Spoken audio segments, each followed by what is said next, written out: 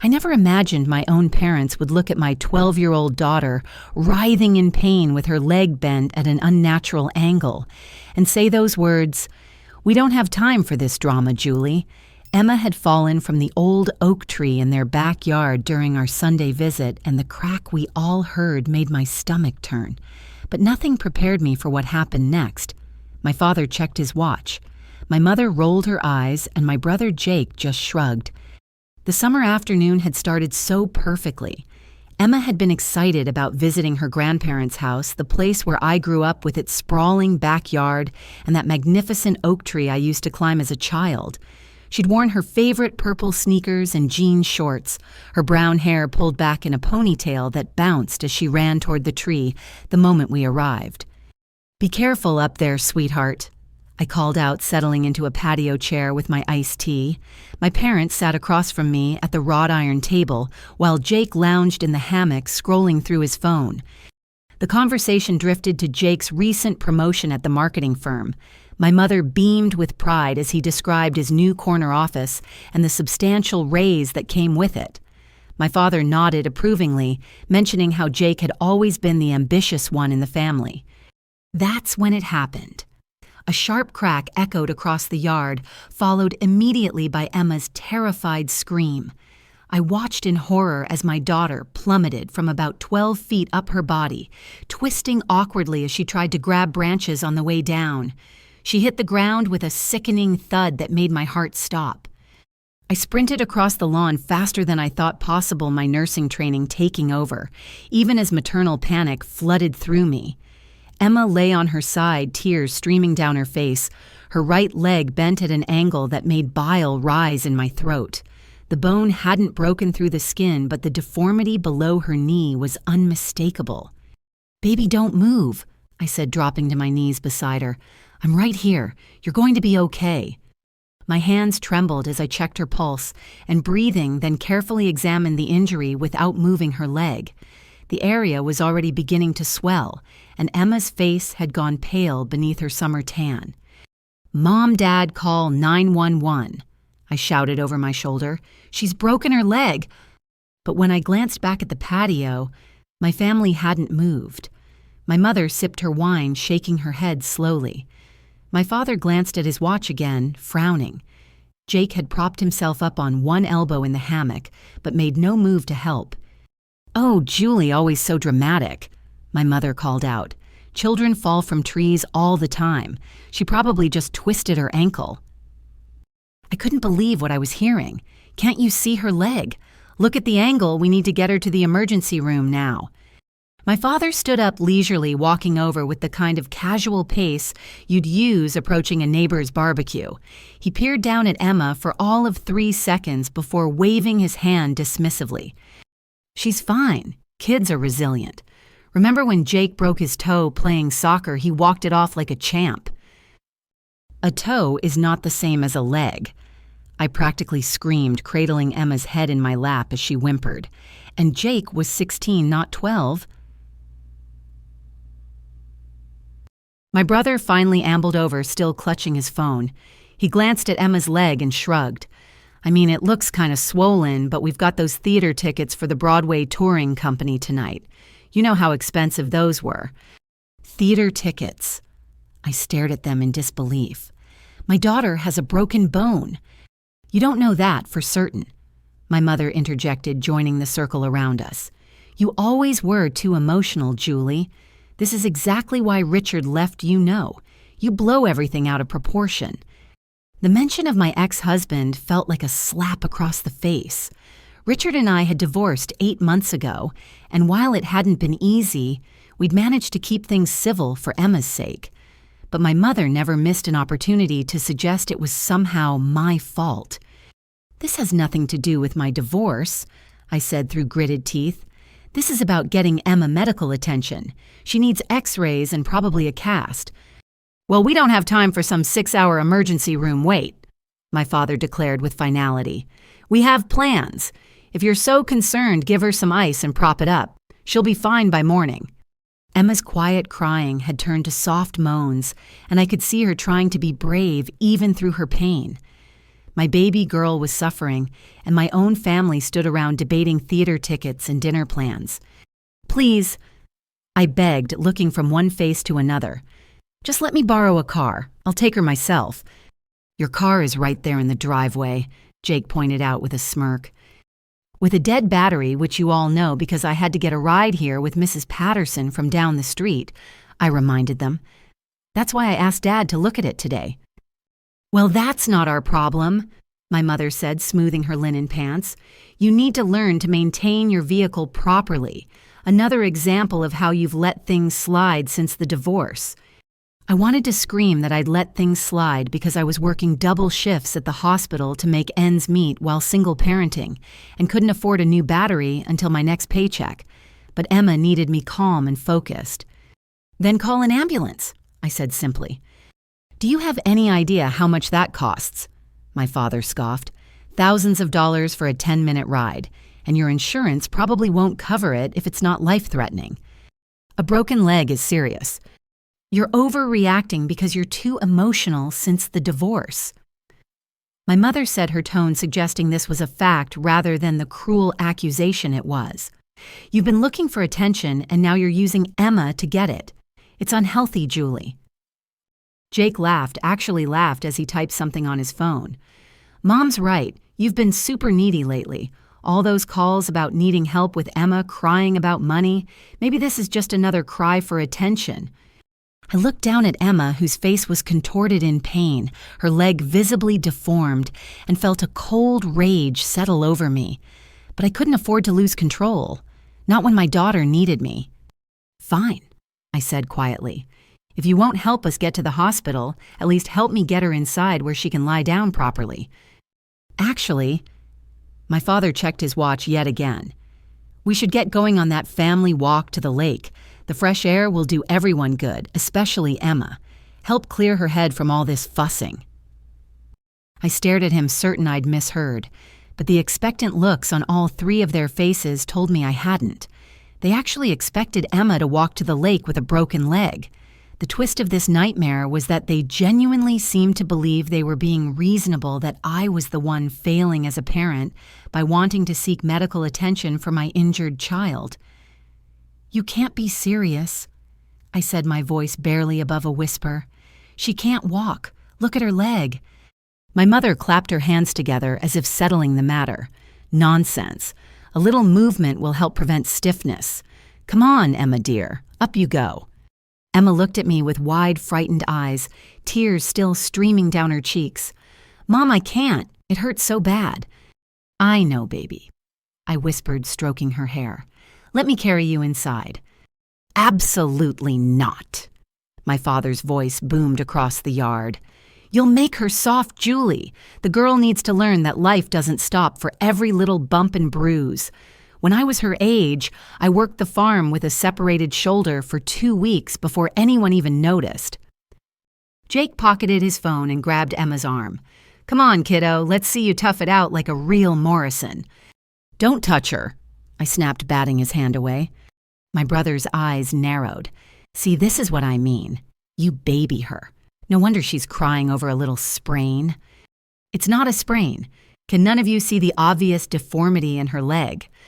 "What I see," my mother said coolly, "is a woman who's been struggling since her husband left, trying to make everyone else responsible for her problems. We're going on our walk, Julie. You and Emma can join us, or you can sit here and pout. Your choice." They turned toward the trail that led through the woods to the small lake about 1.5 miles away. It was a walk we'd done hundreds of times throughout my childhood, but never with a broken bone. Emma tried to sit up, gasping in pain as the movement jostled her leg. "Mom, I don't think I can stand." I positioned myself beside her, supporting most of her weight. "I've got you, sweetheart. Let's just get you to the porch." "No," my father called back. "If you're coming, you're walking the whole way. She needs to learn to push through discomfort." "This isn't discomfort," I shouted. "This is a medical emergency." Jake had already started down the trail, but he turned back with an exasperated sigh. "God, Jules, when did you become such a helicopter parent? No wonder Richard started working late all the time." Another cruel jab about my failed marriage, and this time Emma heard it. Fresh tears spilled down her cheeks, though whether from physical pain or emotional hurt I couldn't tell. "Please, Grandma," Emma called out weakly. "My leg really hurts. Can't we go to the doctor?" My mother paused at the trailhead, and for a moment I thought maternal instinct might override whatever insanity had possessed them. But she simply adjusted her sun hat and said, "Your mother has filled your head with weakness, dear. A Morrison woman doesn't cry over every little injury. Now come along." I had two choices: stay behind with Emma, and no way to get her help, or follow my family and hope I could convince them along the way. The property was isolated, the nearest neighbors a quarter-mile away, and Mrs. Patterson had long since left after dropping us off. "Baby, I'm going to help you stand okay," I said softly to Emma. "We'll go very slowly." "I can't put any weight on it," she whimpered. "I know, lean on me, I'll support you." Getting her upright was agony. Emma screamed when her injured leg touched the ground, the sound piercing through the summer afternoon like a knife. My parents didn't even turn around. We began the torturous journey. Each step was excruciating for Emma, her face pale and sweaty with pain. I bore as much of her weight as possible, but at 12 years old and already 5 feet 2 inches, she wasn't exactly light. My back and shoulders burned with the effort. The trail was uneven, full of roots and rocks that seemed to catch Emma's injured leg no matter how carefully we moved. 20 yards in, she vomited from the pain, doubling over and crying harder. "That's enough," I called ahead. "She's throwing up. We need to turn back." "Motion sickness," my mother replied without looking back. "Fresh air will settle her stomach." Jake had his phone out, and I watched in horror as he turned around, pointing it at us. The unmistakable sound of video recording filled the air. "Jake, what are you doing?" I demanded. "This is hilarious," he chuckled. "Emma doing the zombie walk. My followers are going to love this." "Don't you dare record her." "Relax, it's just for fun. When you're being dramatic about a twisted ankle. Perfect caption." "It's not twisted," Emma sobbed. "Uncle Jake, please. It hurts so much." But Jake just laughed, keeping his camera trained on us as Emma struggled forward. "Oh, this is gold. Sarah's going to think this is hysterical." Sarah was his girlfriend of 6 months, someone I'd only met twice at family dinners. The thought of strangers laughing at my daughter's agony made my blood boil. "You post that video and I'll sue you," I threatened. "With what money?" Jake shot back. "Last I heard, you could barely afford Emma's school supplies." My financial struggles were no secret in the family, but having them thrown in my face while my daughter suffered felt particularly cruel. Richard paid child support, but it barely covered half our expenses, and my nursing salary stretched thin in our high-cost area. We continued our death march through the woods. My father pointed out various plants and birds, as if this were a nature walk rather than torture. My mother critiqued my parenting at every opportunity. "You know, if you'd enrolled her in sports, like I suggested, she'd be tougher," she observed as Emma stumbled over a root. "But no, you let her waste time with art classes and reading." "She's creative," I panted, struggling under Emma's weight. "Creative doesn't build character. Look at Jake, 3-sport athlete in high school. That's why he's successful now." Jake preened at the compliment, still filming intermittently. "Remember when I played the whole basketball tournament with a sprained wrist? Didn't tell anyone until after we won the championship." "That's the Morrison spirit," my father agreed. "Not this whimpering and carrying on." Emma had gone quiet except for small whimpers with each step. Her face was gray and I could feel her trembling against me. The swelling in her leg had increased visibly, straining against her sock. "She's going into shock," I announced. "We need to stop." "Drama, drama, drama," my mother sang out. "Honestly, Julie, you should have been an actress instead of a nurse." The lake finally came into view after what felt like hours, but was probably 45 minutes. Emma collapsed the moment we reached the shore, unable to take another step. Her injured leg had swollen to nearly twice its normal size. "There, see," my father said triumphantly. "She made it just fine. A little perseverance goes a long way." I knelt beside Emma, checking her pulse. It was rapid and thready. Her skin felt clammy, and when I gently touched her leg, she didn't even respond, too exhausted from pain to react. "We need to get back now," I said firmly, "and then straight to the hospital." "Oh, we're not done yet," my mother announced. "We always do the full loop around the lake, another 2 miles or so." "Are you insane?" The word burst out before I could stop it. "She can't walk another 2 miles. Can't," my father's eyes flashed dangerously, "or won't. There's a difference, Julie, one you never learned apparently." Jake had put his phone away and was skipping stones across the water. "I mean, if she really can't walk, maybe Julie should carry her. Good workout for those nurse muscles." "I've been practically carrying her already." "Practically isn't actually," my mother observed. "If you're so concerned, then yes, carry her properly. But we're completing our walk." I looked at my daughter pale and suffering on the rocky shore, then at my family casually enjoying the summer day as if nothing were wrong. The twist wasn't just their cruelty, it was their complete conviction that they were being reasonable, that I was the problem. Jake had documented Emma's struggle not with concern, but for entertainment, revealing a callousness I'd never fully recognized before. They weren't just dismissive of her pain, they were enjoying their power over us. "Fine," I said quietly, "but when she ends up with permanent damage from this, remember this moment. Remember that you chose a walk over a child's well-being." My mother laughed a tinkling sound that felt like glass shards. "So melodramatic. Richard really did dodge a bullet." I gathered Emma into my arms, my back screaming in protest, and prepared for the longest 2 miles of our lives. As we started around the lake, Jake began humming "Bridge Over Troubled Water," and my parents chuckled at his cleverness. But I didn't respond.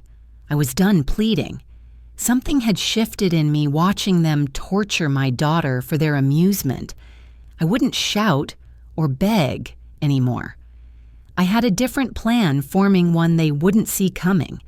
They'd push too far, and soon they'd learn exactly what this over-dramatic mother was capable of when her child was threatened. The return journey felt endless.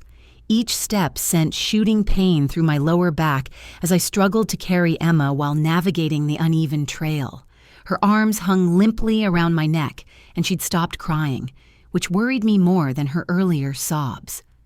The late afternoon sun beat down mercilessly, and sweat stung my eyes, but I couldn't wipe it away without risking dropping my daughter. My family strolled ahead as if on a casual Sunday walk. Jake pointed out a hawk circling overhead. My mother picked wildflowers humming to herself. My father checked his phone periodically, likely monitoring the time to ensure they wouldn't miss their precious theater performance. By the time we reached the house, my legs shook with exhaustion. I carefully lowered Emma onto the porch steps, my muscles screaming in relief. Her injured leg had swollen grotesquely, the skin stretched tight and discolored. "Well, that was refreshing," my mother announced, fanning herself with her hand. "Nothing like a family walk to build appetite. Jake helped me start dinner preparations. Sarah will be here soon." Emma suddenly lurched forward and vomited again, this time bringing up bile since she hadn't eaten since breakfast. Her whole body shook with the effort. "That's it," I announced, standing despite my trembling legs. "We're going to the hospital. Right now." I headed for the house to retrieve my purse and call an Uber regardless of the cost, but my father stepped in front of the door, blocking my path. "Where do you think you're going?" he asked, his voice dangerously quiet. "To get my things. We're leaving." "No, you're not." He held up my car keys, the ones I'd given him earlier, to look at my dead battery. "You're not going anywhere until after Jake's girlfriend arrives and we have a civilized dinner." "Give me my keys." "So you can drive that broken-down car? I don't think so. You'll stay put until we say otherwise." I reached for the keys, but he held them high above his head like we were children on a playground. "Dad, this isn't a game. Emma needs medical attention." "What Emma needs," my mother interjected, appearing beside him, is a mother who doesn't panic at every little thing. You're going to give that child an anxiety disorder with all your fussing. Look at her. I gestured wildly at Emma, who sat hunched on the steps, her face gray with pain. Her leg is deformed. She's vomiting. She can barely stay conscious. Exhaustion from the walk, my father dismissed. Some food and rest will sort her right out. Jake emerged from the house with a beer settling into a porch chair. Besides Jules, if you make a scene when Sarah gets here, it'll be super awkward. She's meeting the family for the first time. I don't care about your girlfriend. The words exploded out of me. I care about my daughter's broken leg. Alleged broken leg, my mother corrected. Really, Julie, your hysterics are becoming tiresome. This is exactly the kind of behavior that drives people away. First Richard, and now you're trying to alienate us too. My hands clenched into fists. Every maternal instinct screamed at me to fight, to grab those keys and run. But my father was 6 feet 2 inches and still strong at 65. I couldn't physically overpower him. Please, I tried once more, hating the begging tone in my voice. Just let us go. I'll come back after the hospital. I'll reimburse you for any dinner expenses my absence causes.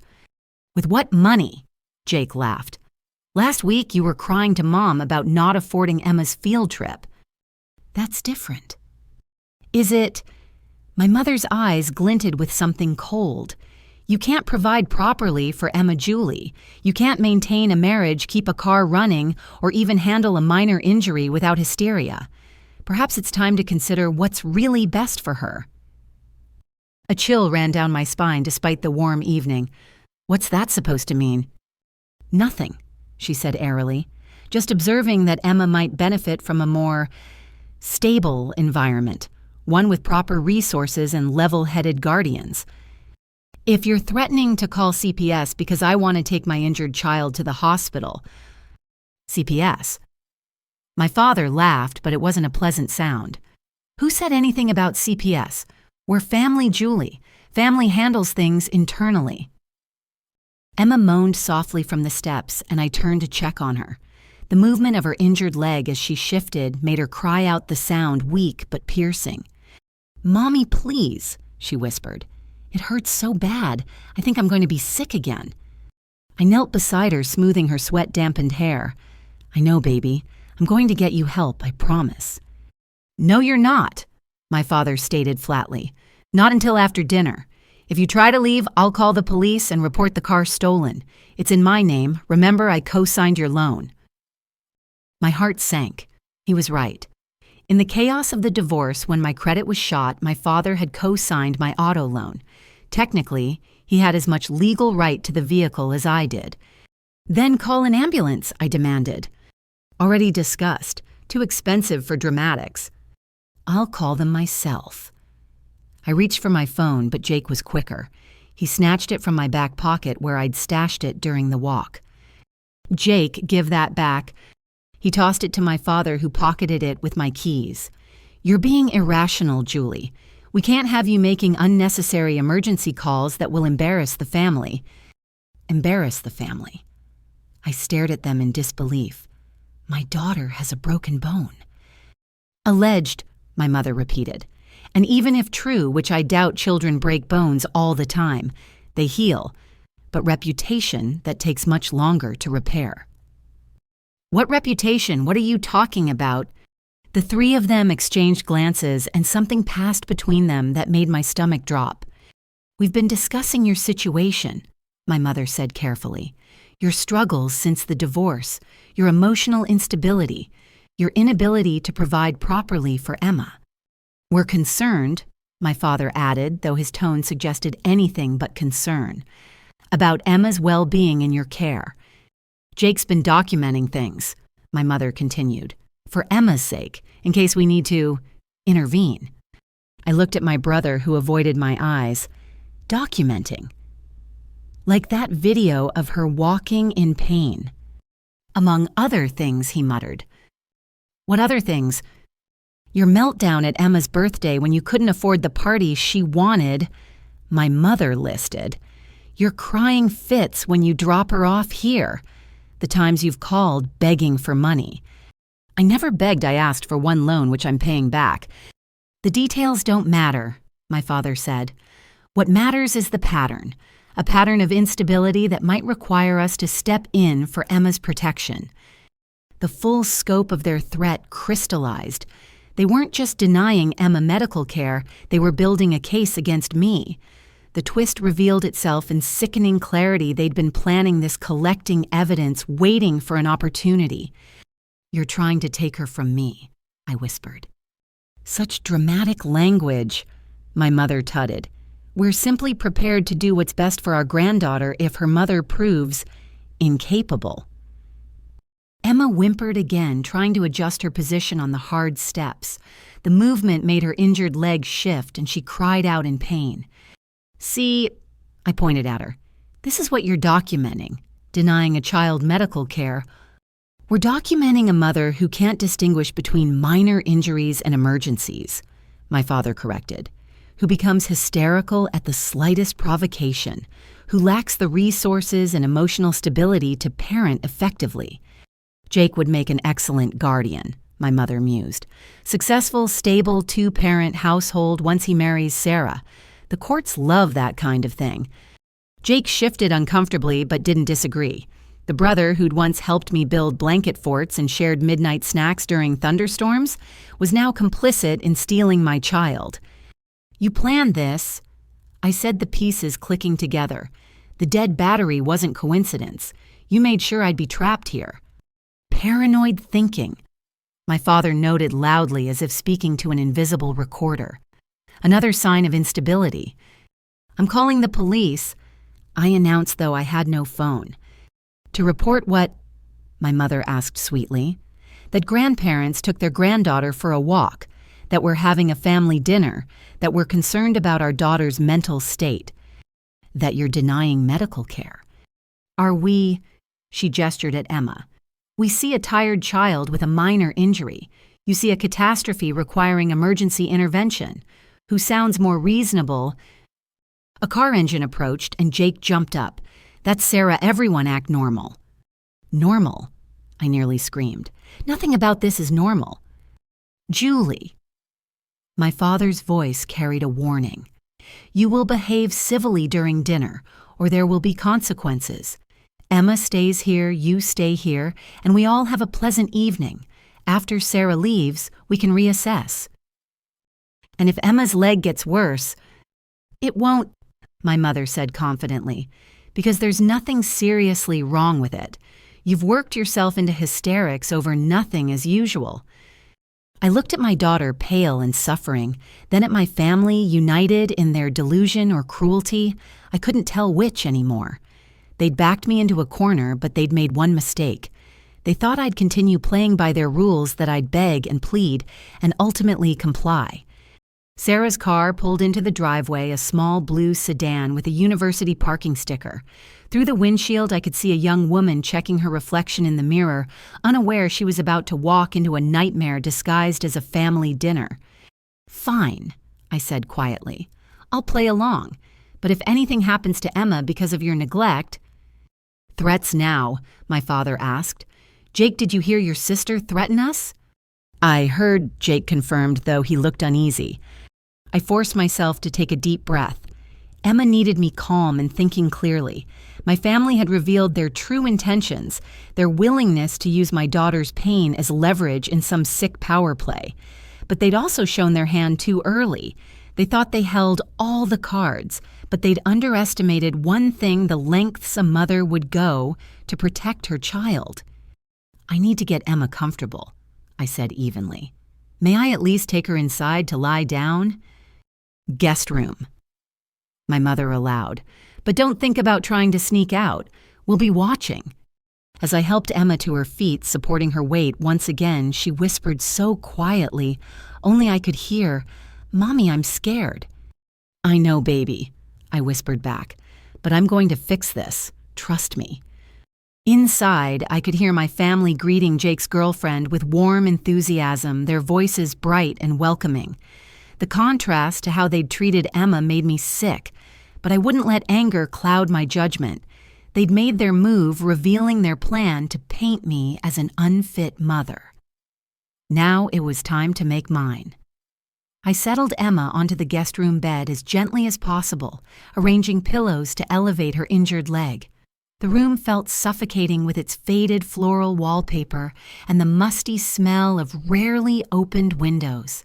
Emma's face contorted with each tiny movement, tears sliding silently down her cheeks. "Let me look at it again, sweetheart," I whispered carefully, rolling up her shorts to expose more of the injury. What I saw made my nursing instincts scream. The swelling had progressed dramatically, the skin now stretched tight, with a purple-blue discoloration spreading from below her knee halfway down her shin. The deformity was even more pronounced, clearly indicating a displaced fracture. "Mom, am I going to lose my leg?" Emma's voice trembled with fear only a 12-year-old could express so plainly. "No, baby, absolutely not," I assured her while mentally cataloging symptoms that suggested compromised circulation. "But we need to get you proper care very soon." Through the thin walls, I could hear laughter from the dining room. Sarah's bright voice carried as she thanked my mother for the invitation. The normalcy of it felt obscene while Emma suffered just rooms away. I pulled out my phone, remembering too late that Jake had taken it. But then I spotted my old tablet on the guest room dresser, the one I'd left here months ago for Emma to use during visits. My parents had forgotten about it, dismissing technology they didn't understand. Working quickly, I connected to their Wi-Fi and opened the camera app. First, I took detailed photos of Emma's leg from multiple angles, ensuring the timestamp showed clearly. The swelling, the deformity, the bruising already forming. I documented it all. "What are you doing, Mom?" Emma asked weakly. "Making sure we have evidence, baby. Can you tell me what hurts on a scale of 1 to 10? 11, she whispered without hesitation. Maybe 12. I started a video recording, keeping my voice low and clinical. Patient is 12-year-old female, approximately 3 hours post-injury from fall. Visible deformity indicating displaced fracture of the tibia. Extensive swelling suggesting possible compartment syndrome developing. Patient reports severe pain, has experienced multiple episodes of emesis. Medical intervention urgently required. After stopping the recording, I quickly typed a message to Marcus, my friend, who worked as an EMT. I attached several photos. Marcus emergency. Emma fell from tree, obvious tibial fracture. Family refusing to allow medical treatment. Currently trapped at parents' house. Please advise.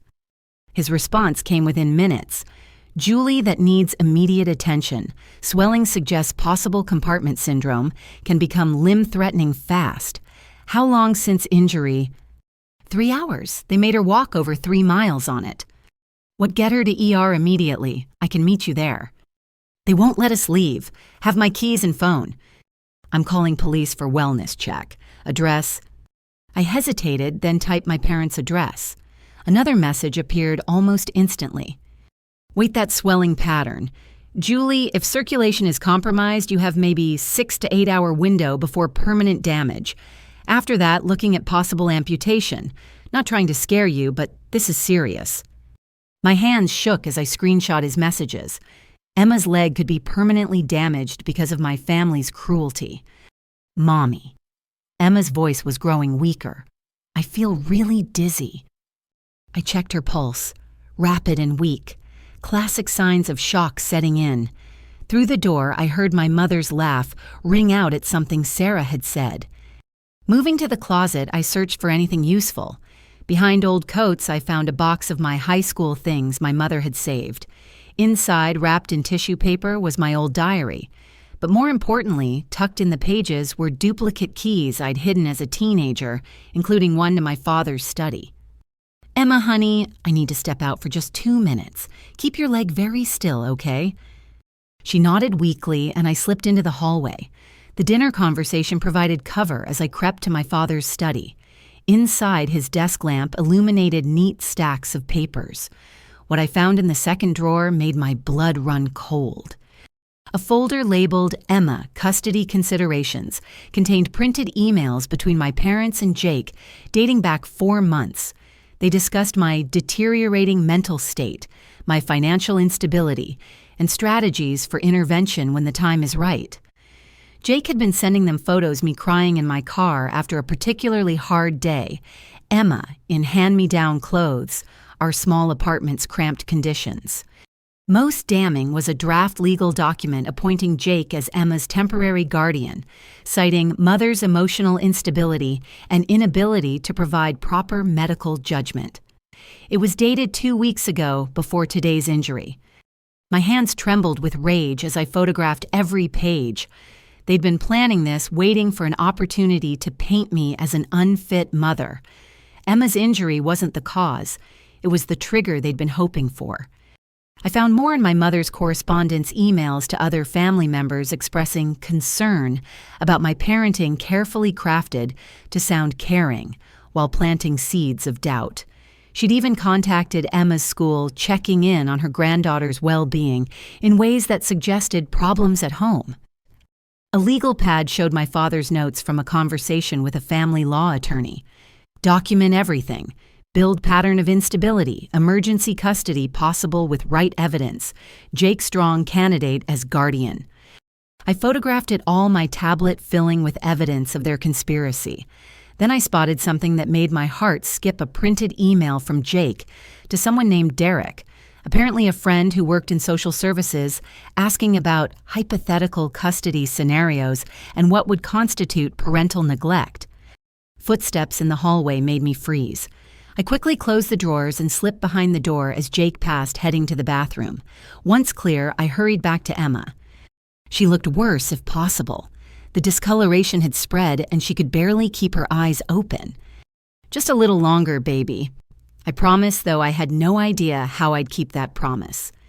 Opening the tablet's email app, I created a new message to my divorce attorney, Ellen, who'd become a friend through our proceedings. I attached every photo and video explaining the situation in detail. Then I sent copies to Marcus, my supervisor at the hospital, and even Richard, my ex-husband. If something happened to me, others would have the evidence. Digging deeper into the desk photos I'd taken, I noticed something else. My father had been researching my finances, somehow obtaining copies of my bank statements. Sticky notes marked every large withdrawal or late payment. My privacy invaded my struggles, weaponized against me. Sarah's voice drifted through the walls, asking if Emma was joining them for dinner. I heard my mother's smooth response about Emma being a bit under the weather and needing rest. If only she knew the child she was asking about lay suffering in the next room. I opened a voice recording app on the tablet, hiding it under a pillow but positioned to catch sound. If anyone came to check on us, I'd have audio evidence of their neglect. Emma stirred, her face flushed with fever beginning to set in, another dangerous sign. "Mom, I don't feel good. Everything's spinning." "I know, sweetheart. Help is coming." I had no idea if that was true, but I needed her to hold on. Through the thin walls, I heard chairs scraping. Dinner was ending. Soon they'd expect me to perform the happy family charade while my daughter deteriorated. I quickly sent one more message, this time to 3 nurse colleagues from my unit. "Emergency, at parents' house. They're preventing me from getting Emma medical care for serious fracture. May need witness statements later. Please screenshot this message." All 3 responded immediately with concern and offers to help. Patricia even offered to drive over, but I warned her my family would just turn her away. My tablet buzzed with a response from Ellen. "My attorney, this is medical neglect and endangerment. Document everything. If they don't let you leave within the hour, I'm filing emergency motions. Also, those custody documents are illegally obtained financial info. We can use this." A knock at the door made me quickly hide the tablet under the mattress. "Julie." Sarah's voice, not my family's. "Your mom asked me to check if you two need anything." I opened the door to find a young woman with kind eyes and curly auburn hair. She looked genuinely concerned, not part of whatever game my family was playing. "We're fine, thank you," I managed. But Sarah peered past me, her expression changing when she spotted Emma on the bed. Her teacher training kicked in immediately. "Oh my goodness, what happened to her leg?" She pushed past me gently, her face paling as she took in the injury. This child needs a hospital immediately. Why is she here?" "My family doesn't think it's serious," I said carefully. Sarah turned to me with wide eyes. "Not serious. I can see the bone displacement from here. I'm a mandated reporter. I can't ignore this. Where's your phone? We need to call 911 right now." A spark of hope ignited in my chest, an ally unexpected but desperately needed. But before I could respond, my mother appeared in the doorway. "Sarah, dear, don't let Julie alarm you. She tends to overreact. Emma just has a minor sprain." Sarah looked between us, then back at Emma's leg. Her expression hardened in a way that suggested she'd encountered situations like this before in her teaching career. "Mrs. Morrison, with all due respect, that's not a sprain. That child needs immediate medical attention, and as an educator, I'm required by law to ensure she gets it." My mother's smile turned icy. "I think you misunderstand the situation." "I understand perfectly," Sarah interrupted, pulling out her phone. "And I'm calling emergency services now." The twist I'd never seen coming Jake's girlfriend, the stranger at our family dinner, might be the key to saving Emma. My family had invited a mandated reporter into their home while actively committing medical neglect. Their arrogance in assuming everyone would fall in line had backfired spectacularly. My mother's face cycled through emotions before settling on controlled fury. "Jake," she called sharply, "please come collect your girlfriend. She's overstepping."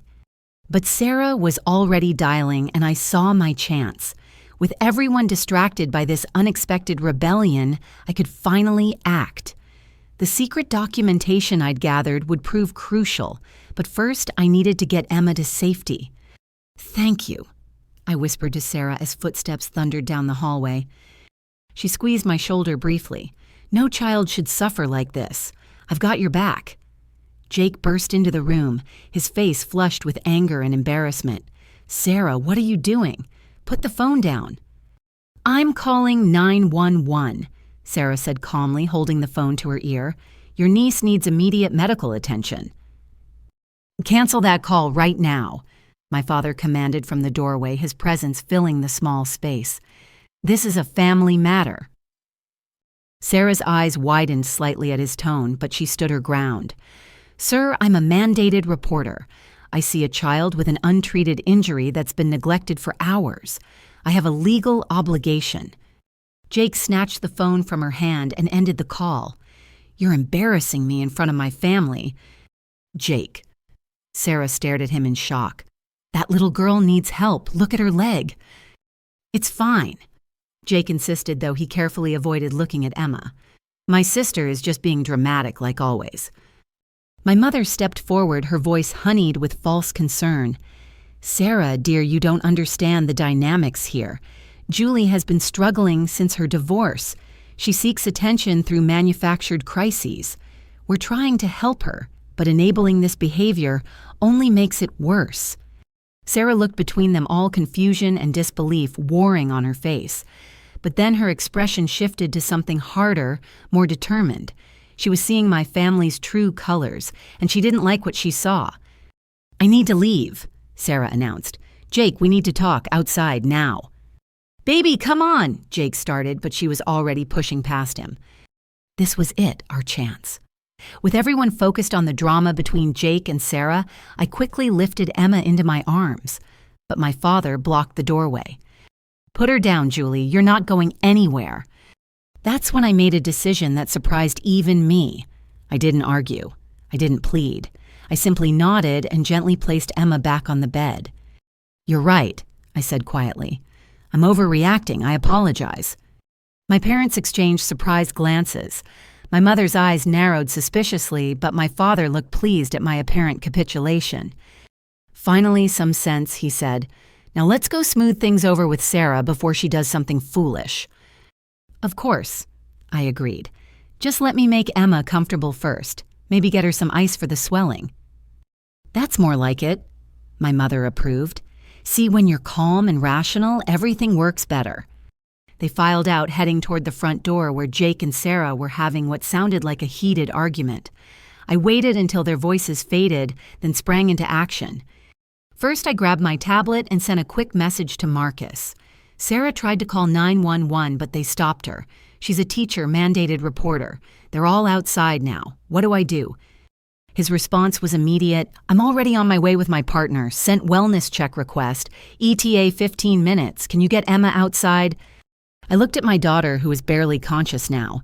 The window in the guest room was painted shut, years of neglect sealing it closed. But the bathroom window down the hall might work. Emma, baby, I need you to be very brave for a few more minutes, I whispered. She nodded weakly, trusting me completely, even through her pain. That trust gave me strength I didn't know I possessed. I could hear Sarah's car starting outside, then Jake's voice pleading with her not to leave. Perfect. They were all distracted.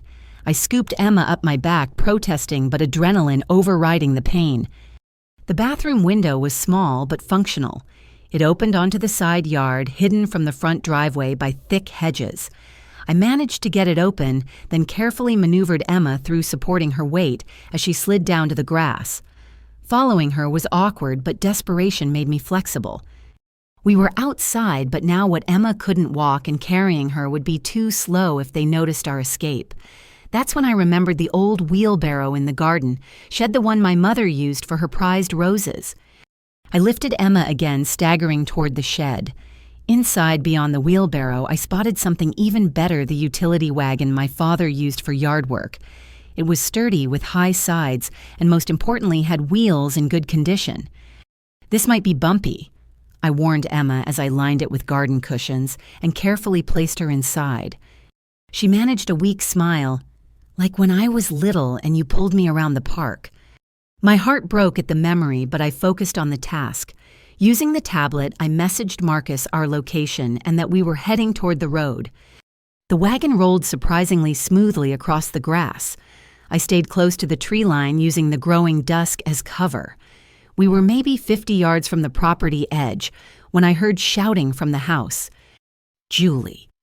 My father's bellow echoed across the yard. Get back here right now. I didn't stop.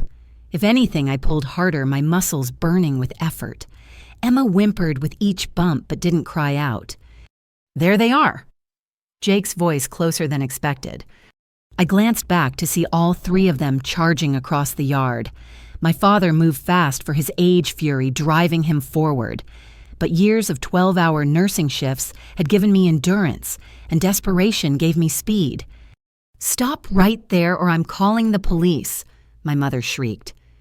Please do, I shouted back. Tell them how you denied medical care to a child. We reached the road just as headlights appeared. For a terrifying moment, I thought it might be Sarah returning, but then I recognized Marcus's pickup truck. He screeched to a halt, jumping out with his partner Chen, both in their EMT uniforms. Get her in the back, Marcus commanded, already grabbing his medical kit. Chen helped me lift Emma onto the truck bed where they'd set up a makeshift treatment area. Marcus immediately began assessing her leg, his face grave. My family reached us just as Chen started taking Emma's vitals. This is kidnapping, my father roared. That's my granddaughter. Sir, step back, Chen said firmly. We're medical professionals treating an injured child. You have no right. Actually, we do. Marcus interrupted, not looking up from Emma's leg. We received a request for a wellness check, and what we're seeing constitutes medical neglect. This child has a serious fracture that's been untreated for hours. It's not serious, my mother insisted. Julie is overreacting. Marcus finally looked up, his expression professionally neutral, but his eyes hard. Ma'am, your granddaughter is showing signs of compartment syndrome. Without immediate treatment, she could lose this leg. Is that what you consider not serious? The color drained from my mother's face. Jake took a step back, his bravado crumbling. But my father doubled down. You can't just take her. We'll sue you for everything you have. Please do, Chen said calmly while starting an IV line. I'm sure the court would love to hear how you forced a child with a fractured tibia to walk 3 miles. Blue and red lights appeared down the road. The police had arrived for the wellness check, and suddenly my family's threats seemed much less intimidating. Julie. My mother's voice turned pleading. Don't do this, we're family. We can work this out privately. I looked at her, this woman who had watched her granddaughter suffer for hours without compassion, who had plotted to steal my child while pretending to help. "You're right," I said evenly. "Family should work things out, which is why I documented everything, every refusal to help, every cruel comment, every minute Emma suffered. Your emails about taking custody, Jake's videos of her pain, Dad's notes from the lawyer. I have it all." Jake's face went pale. "You went through our stuff, just like you went through my bank statements," I shot back. The police car pulled up and 2 officers emerged. One immediately approached Marcus and Chen, while the other addressed our group. "We received a call about a child welfare concern. These EMTs are kidnapping my granddaughter," my father stated. "We're transporting an injured minor for emergency medical treatment," Marcus corrected. Parents were preventing access to care. The officer looked at Emma, taking in the obvious injury and medical equipment now attached to her. "How long has she been injured?" "About 4 hours," I said. "My family refused to let me take her to the hospital." "She's being dramatic," my mother started. "Ma'am," the officer interrupted, "I'm going to need all of you to step back while we sort this out." Sarah's car suddenly reappeared, pulling up behind the police cruiser. She got out, her face determined, and walked straight to the officers. "I'm Sarah Chen. I'm a teacher and mandated reporter. I witnessed this child being denied medical care and tried to call 911 earlier, but was prevented from doing so by the family. My family's shock at her return was almost comical. Jake reached for her, but she stepped away from him. I couldn't leave knowing that little girl was suffering," she told him coldly. "What kind of person would that make me?" "The kind that minds her own business," my father snapped. Sarah turned to the police officer. "I'd like to make a formal statement about what I witnessed. The twist wasn't just that we'd escaped or that help had arrived. It was watching my family's carefully constructed facade crumble as they realized their conspiracy had backfired. The mandated reporter they'd invited to dinner, the EMT friend they didn't know I had the documentation they never suspected I'd gathered. Every element of their plan had become a weapon against them. "We need to transport now," Marcus announced. "She needs surgery." As they prepared to move Emma to the ambulance that had just arrived, she reached for my hand. "Mommy, are you coming?" "Nothing could keep me away, baby," I promised. My father made one last attempt. "If you get in that ambulance, don't bother coming back to this family." I looked at him, then at my mother and Jake, all 3 standing there with identical expressions of outrage that their authority had been challenged. The family that had raised me, that should have protected my daughter, that had chosen cruelty over compassion. "After today," I said quietly, "why would I want to—" The officer asked if I wanted to file charges for child endangerment. I glanced at Emma being loaded into the ambulance, then at my family. "Yes," I said firmly, "I do." The calculated response had worked. By playing along just long enough, by gathering evidence instead of engaging in futile arguments, by finding unexpected allies, I'd turned their trap into their own downfall.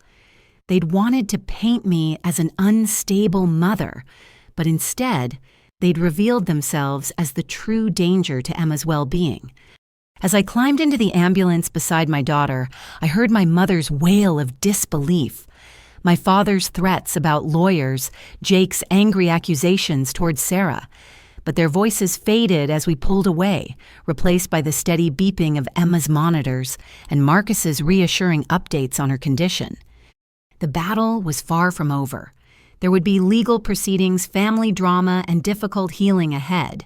But in that moment, with Emma's small hand in mine and proper medical care finally happening, I knew we'd won the first and most important round.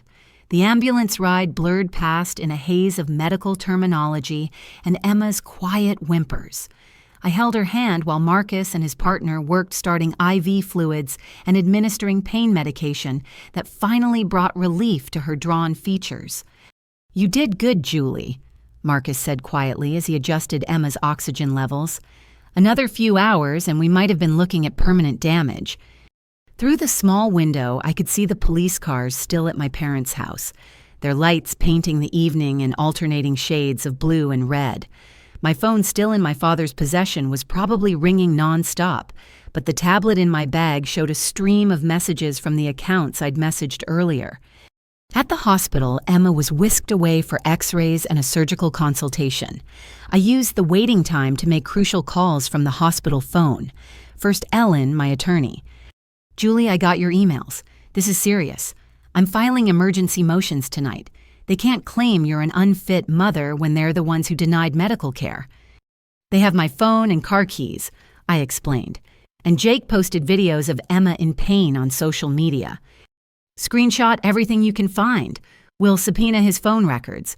This level of documentation of their own neglect. They've handed us a gift." Next, I called Richard.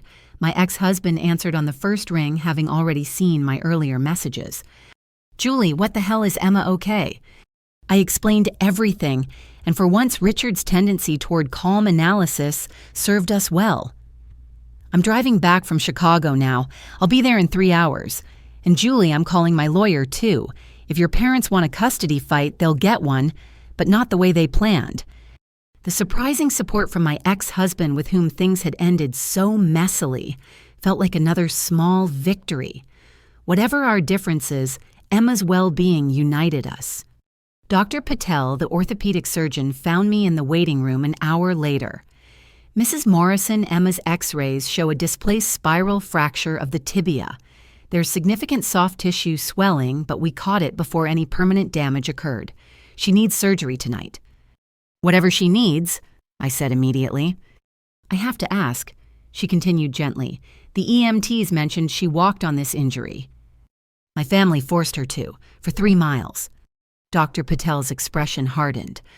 "I'll be documenting everything in my report. That kind of delay could have resulted in compartment syndrome nerve damage, even amputation.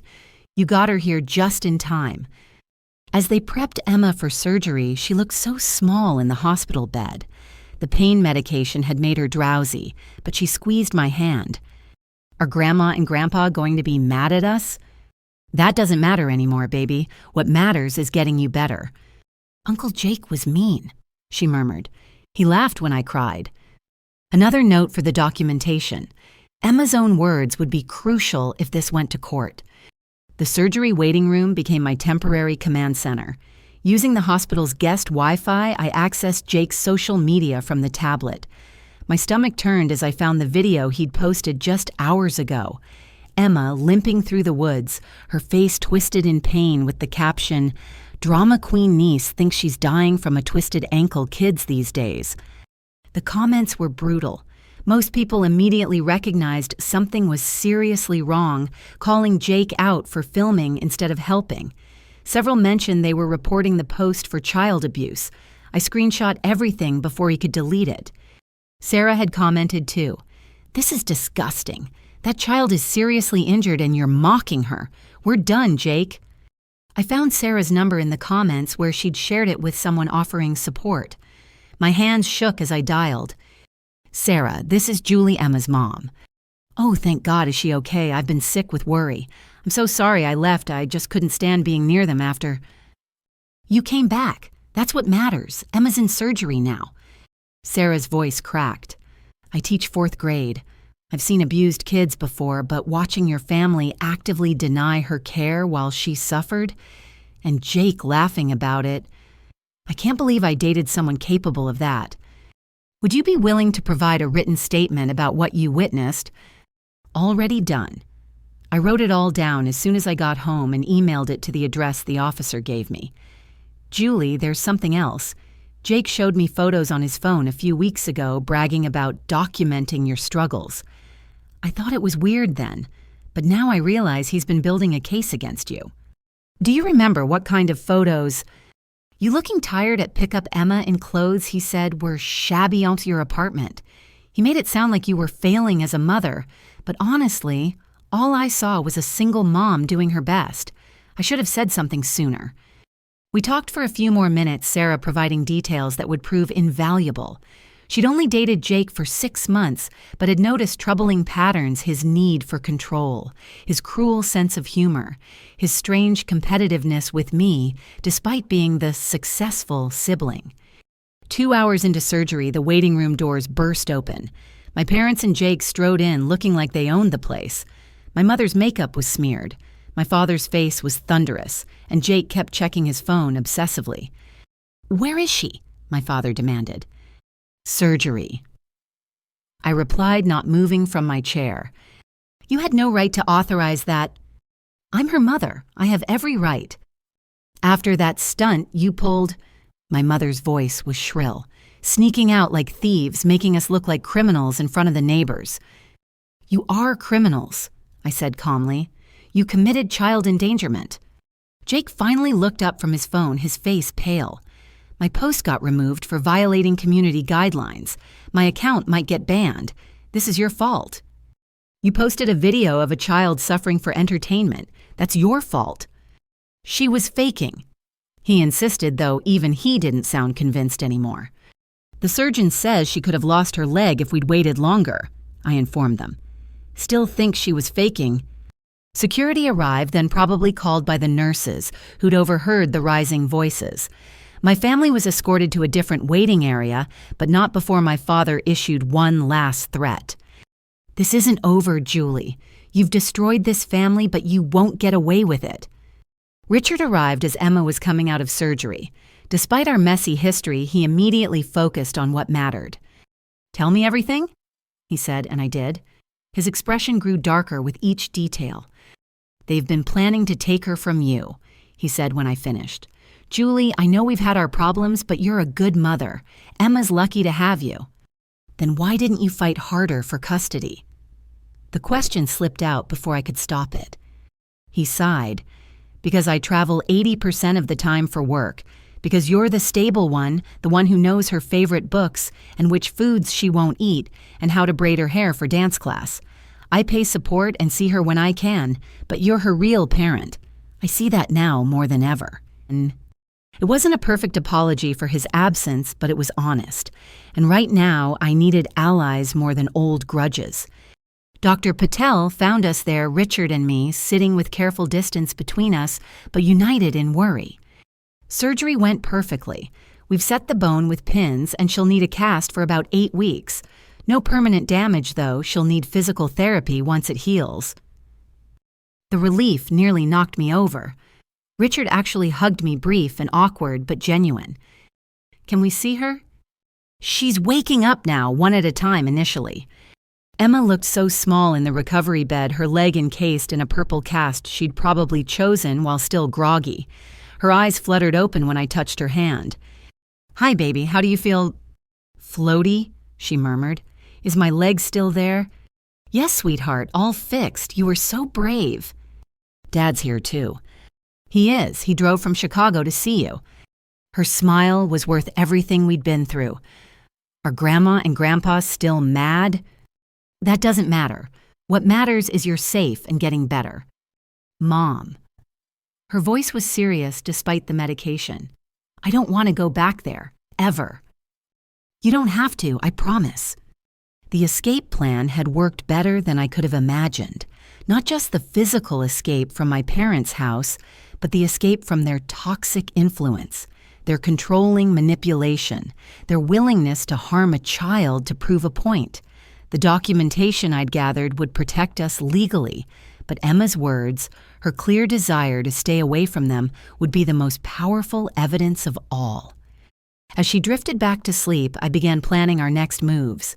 New locks for the apartment, a restraining order trauma therapy for Emma, and building a new support system that didn't include blood relatives who'd proven they couldn't be trusted with our safety.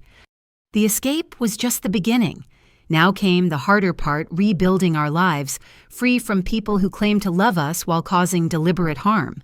But sitting there watching Emma sleep peacefully for the first time in hours, her leg properly treated and pain managed, I knew we'd already won the most important battle. Emma slept fitfully through the night, and I dozed in the uncomfortable chair beside her bed, waking every time she stirred. Around 3 in the morning, a gentle knock interrupted the quiet beeping of monitors. Mrs. Morrison. A woman in a hospital ID badge entered. I'm Patricia Daniels from Patient Advocacy. I understand there are some concerns about how your daughter's injury was handled before she arrived here. I sat up straighter. Yes, my family prevented me from getting her medical care for over 4 hours. Patricia's expression remained professionally neutral, but I caught the flash of concern in her eyes. Would you be comfortable sharing the details? This conversation will be documented as part of Emma's medical record. For the next hour, I laid out everything: the fall, my family's dismissal, the forced walk, the threats, the escape. Patricia took careful notes, occasionally asking clarifying questions. The EMTs mentioned you have documentation. I pulled out the tablet, showing her the photos, the timestamps, the messages from Marcus, confirming the medical urgency, and screenshots of Jake's social media posts. Patricia studied everything carefully. Mrs. Morrison, what I'm seeing here constitutes serious medical neglect. The hospital is required to report this to both CPS and law enforcement. Are you prepared for that? I already spoke to the police at the scene, and yes, I want this reported. They're threatening to take custody of Emma, claiming I'm an unfit mother. Based on what I'm seeing, they're the ones who endangered her. Dr. Patel's surgical notes indicate your daughter narrowly avoided permanent damage. Walking on that fracture could have compromised blood flow to the point of tissue death. She pulled up something on her tablet. I also want you to know that this isn't the first time your father's name has come up in concerning circumstances. My blood chilled. What do you mean? I can't share details due to privacy laws, but I can say that we've had previous reports of your father pressuring medical staff when family members were patients. Nothing that rose to legal action, but enough that security has a note in their system. I thought back to instances I'd dismissed or rationalized my father arguing with my mother's doctor about unnecessary heart medication. His insistence that my grandmother didn't need home nursing care after her stroke, the way he'd berated a nurse when Jake had appendicitis as a teenager. He doesn't believe in coddling sick people, I said quietly. Thinks modern medicine makes people weak. That philosophy nearly cost your daughter her leg, Patricia said bluntly. I'm going to flag this file for our legal department and social services. Someone will be in touch this morning. After she left, I sat in the darkness processing this revelation. My father's controlling nature extended beyond family dynamics into actively interfering with medical care. How many times had family members suffered because of his arrogance? Morning brought a parade of professionals. First Detective Maria Santos, a no-nonsense woman who specialized in crimes against children. The video your brother posted has actually made our job easier, she explained. It clearly shows a child in distress being forced to walk on an obvious injury while adults film for entertainment. That's textbook endangerment. Will charges actually stick. My family has money for good lawyers. Money doesn't erase video evidence, or medical documentation, or witness statements. We have your brother on camera laughing at a child's pain. We have EMT reports confirming urgent transport was needed. We have surgical notes detailing how close Emma came to permanent disability. And now we have a pattern of behavior with your father's previous interference in medical situations. Richard arrived with coffee and breakfast sandwiches as the detective was leaving. He'd spent the night at a nearby hotel, ready to help however needed. My lawyer says we can file for an emergency custody modification, he said, handing me coffee. Making sure your parents can never get unsupervised access to Emma again. You'd do that, fight them with me. He looked at Emma, still sleeping but peaceful. I haven't been the best father, always prioritizing work, assuming you had everything handled. But yesterday opened my eyes. What kind of father would I be if I didn't protect her from people who hurt her? Around 8, Emma woke properly, more alert than she'd been post-surgery. The first thing she did was examine her purple cast with interest. Can people sign it? Of course, baby. Who do you want to sign it first? You and Dad, then Marcus, since he helped save my leg. Her matter-of-fact acceptance that Marcus had saved her leg hit hard. At 12, she understood how serious the situation had been. Dr. Patel arrived for morning rounds, pleased with Emma's progress. The surgery went perfectly. Clean break, good alignment. She'll need to stay another day or two for observation, then she can go home with strict elevation instructions. What about physical therapy? We'll start that once the initial healing is complete. She's young and healthy. I expect full recovery with no lasting effects. She paused. She's lucky you got her here when you did. Another few hours and we'd be having a very different conversation. After the doctor left, Emma asked quietly, "Mom, why did Grandma and Grandpa want me to keep walking when I was hurt? How do you explain cruelty to a child, especially from people who should love her?" "I don't fully understand it myself," I admitted. "Sometimes people get so stuck in their own ideas that they can't see when they're hurting others. But that's not your fault, and it's not normal.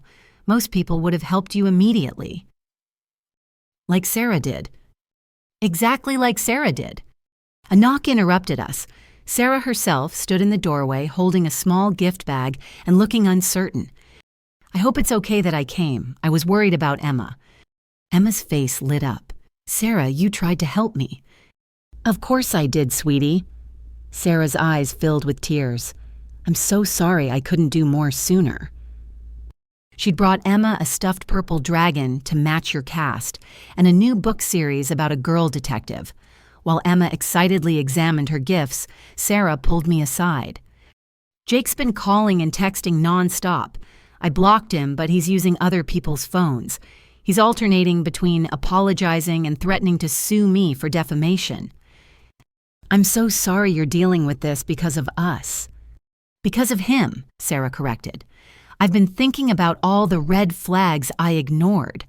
The way he talked about you, always painting you as dramatic or difficult. How he'd mock Emma's interests as too girly or weak. I think he was testing me, seeing if I'd go along with the family dynamics. You didn't, though. You stood up for Emma when it mattered." "I teach kids her age. I couldn't look at my students Monday morning if I'd walked away from a child in pain." Our conversation was interrupted by commotion in the hallway. Security was escorting someone past our room, and I caught a glimpse of my brother being firmly guided toward the elevators. A security guard stopped at our door. "Ma'am, someone named Jake Morrison attempted to access this room. He's not on the approved visitor list, so we're removing him from the premises. He won't be allowed back." Emma had gone pale at hearing Jake's name. "Is he mad at me?" "No, baby. He's mad at himself for making bad choices. Security is making sure he stays away." But I knew Jake wouldn't give up easily. None of them would. The revelation about my father's history of medical interference had added a new dimension to their threat. This wasn't just about custody anymore. It was about their entire worldview being challenged, their control slipping away. My tablet buzzed with messages. Ellen had filed the emergency motions. The restraining order paperwork was ready. CPS wanted to interview Emma once she felt up to it. The legal machinery was in motion. Another message caught my eye, this one from my cousin Beth in Seattle. "Julie, I heard what happened. I'm sorry I never spoke up before, but Uncle Robert did the same thing when my mom had cancer. Tried to stop her chemo, said it was poison. She almost died because of his interference. If you need testimony about his pattern of behavior, I'm here." More messages followed. Other family members who'd been silent for years, suddenly finding their voices, sharing stories of my father's dangerous medical interventions, my mother's enabling Jake's cruelty, disguised as humor. The revelation was spreading, and with it the family's carefully maintained facade was crumbling. Emma had started drawing on the paper the nurses brought her, tongue poking out in concentration as she worked. When she showed me the picture, my heart clenched. It was our little family, her, me, and even Richard, standing together under a rainbow. No grandparents, no Uncle Jake, just the people who'd actually protected her when she needed it most. "That's beautiful, baby." "It's our new family," she explained, "the one that takes care of each other." The hospital revelation wasn't just about my father's past behavior or the severity of Emma's injury. It was about understanding that the family we're born into isn't always the family we need. Sometimes protection comes from unexpected places. An EMT friend who drops everything to help an ex-husband who steps up when it matters, a stranger who refuses to be complicit in cruelty, and a 12-year-old girl wise enough to recognize real love from fake. The next morning, Ellen arrived at the hospital with a briefcase full of documents and a determined expression that reminded me why she was worth every penny of her fees. "I've been up all night preparing," she said, spreading papers across the rolling tray table. "Your family made a critical error documenting their conspiracy. These emails and notes, they're admissible evidence of premeditation. Will it be enough to keep them away from Emma?" "More than enough. But we're not just playing defense here. What they did constitutes multiple crimes: child endangerment conspiracy to commit custodial interference, medical neglect, and potentially assault for forcing her to walk on that injury." Detective Santos joined us, having coordinated with Ellen. "The district attorney is very interested in this case. Child endangerment cases with this level of documentation are rare. Your brother's social media post alone could result in charges." "What about my parents?" "Your mother can be charged as an accomplice. Your father as the one who took your keys and physically prevented you from leaving faces the most serious charges. The fact that he has a history of interfering with medical care establishes a pattern." Ellen pulled out a thick folder. "I've also been in contact with 6 other family members who've come forward with similar stories about your father's medical interference. Your cousin Beth's mother nearly died when he convinced her to stop chemotherapy. Your Aunt Linda has permanent nerve damage because he insisted her back pain was all in her head until a disc ruptured completely. The scope of my father's dangerous arrogance was staggering. How did no one stop him before? Fear, family loyalty, his forceful personality. But Emma's case is different. There's video evidence, multiple witnesses, and a child victim. This is the case that could finally hold him accountable." We spent the next 2 hours going through everything, signing documents, reviewing evidence, preparing for what would come next. Ellen had already filed for an emergency protective order covering both Emma and me. "Your ex-husband's lawyer contacted me," she added. "Richard wants to modify custody to ensure your family has zero access to Emma.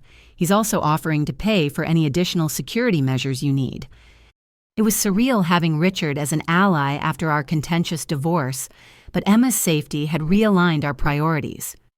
After the legal team left, Emma had her first session with Dr. Kim, a child psychologist who specialized in trauma. I waited outside, anxiety gnawing at me as I imagined what Emma might be sharing. Dr. Kim emerged after an hour. "She's remarkably resilient, but there's definite trauma from the event. She's particularly troubled by the fact that family members she trusted ignored her pain. We'll need regular sessions to work through this." "What did she say?" "I can't share specifics without Emma's permission, but I can tell you she's very clear that she doesn't want contact with your parents or brother. That's actually a healthy response. She's recognizing who isn't safe for her." Emma was quiet when I returned to the room, clutching the stuffed dragon Sarah had brought. "How was talking to Dr. Kim?" "Good. She said it's okay to be mad at Grandma and Grandpa. I didn't think I was allowed to be mad at them." "You're allowed to feel however you feel, baby. Your feelings are valid." "I'm really mad," she admitted in a small voice. "They were mean and they didn't care that I was hurt. And Uncle Jake laughed." "I'm mad too," I said honestly. "What they did was wrong." That afternoon, CPS investigator Monica Reeves arrived. She was kind but thorough, interviewing Emma gently but comprehensively. I stepped out when asked, but could hear Emma's clear voice through the door recounting the events without embellishment or exaggeration, just the facts which were damning enough. Monica found me in the hallway afterward. "Your daughter is very credible. Her account matches all the other evidence. I'm recommending immediate intervention to prevent your parents from having any unsupervised access to her." "What about supervised visits?" That would be up to the court, but given the severity of the neglect and the premeditated attempt to gain custody through false claims, I'd be recommending against any contact until extensive therapy and parenting classes are completed. My phone finally returned by the police as evidence buzzed constantly with calls and texts from extended family. Some supported us, sharing their own stories. Others, firmly under my parents' influence, accused me of destroying the family. One voicemail from my mother stood out. "Julia Marie, this has gone far enough. Call off your lawyers and we can discuss this like civilized people. You're breaking your father's heart. All this over a little tumble from a tree. You've blown everything out of proportion as usual. But we're willing to forgive you if you come to your senses." The delusion was breathtaking. Even now, with criminal charges pending and Emma hospitalized, she minimized everything. A little tumble. As if Emma's leg hadn't been broken, as if they hadn't tortured her for hours. Marcus stopped by during his break, still in his EMT uniform. Emma's face lit up when she saw him. "You saved my leg," she announced. "Mom says if you hadn't come, I might have lost it." Marcus looked uncomfortable with the hero worship, but signed her cast with a flourish. "You're the brave one, kiddo. You hung in there when things were really scary." While Emma showed him her drawings, Marcus pulled me aside. "My partner and I have been called to testify. Our report is pretty damning. When we arrived, Emma was showing early signs of compartment syndrome. Another hour or two." "I know, thank you, for everything." "Hey, that's what friends do. Plus, I've seen too many cases where family members hurt kids and everyone stays quiet. Not happening on my watch." Sarah arrived again after work this time with a box of art supplies for Emma. I thought she might get bored stuck in bed. Emma immediately dove into the supplies, exclaiming over the quality markers and sketch pad.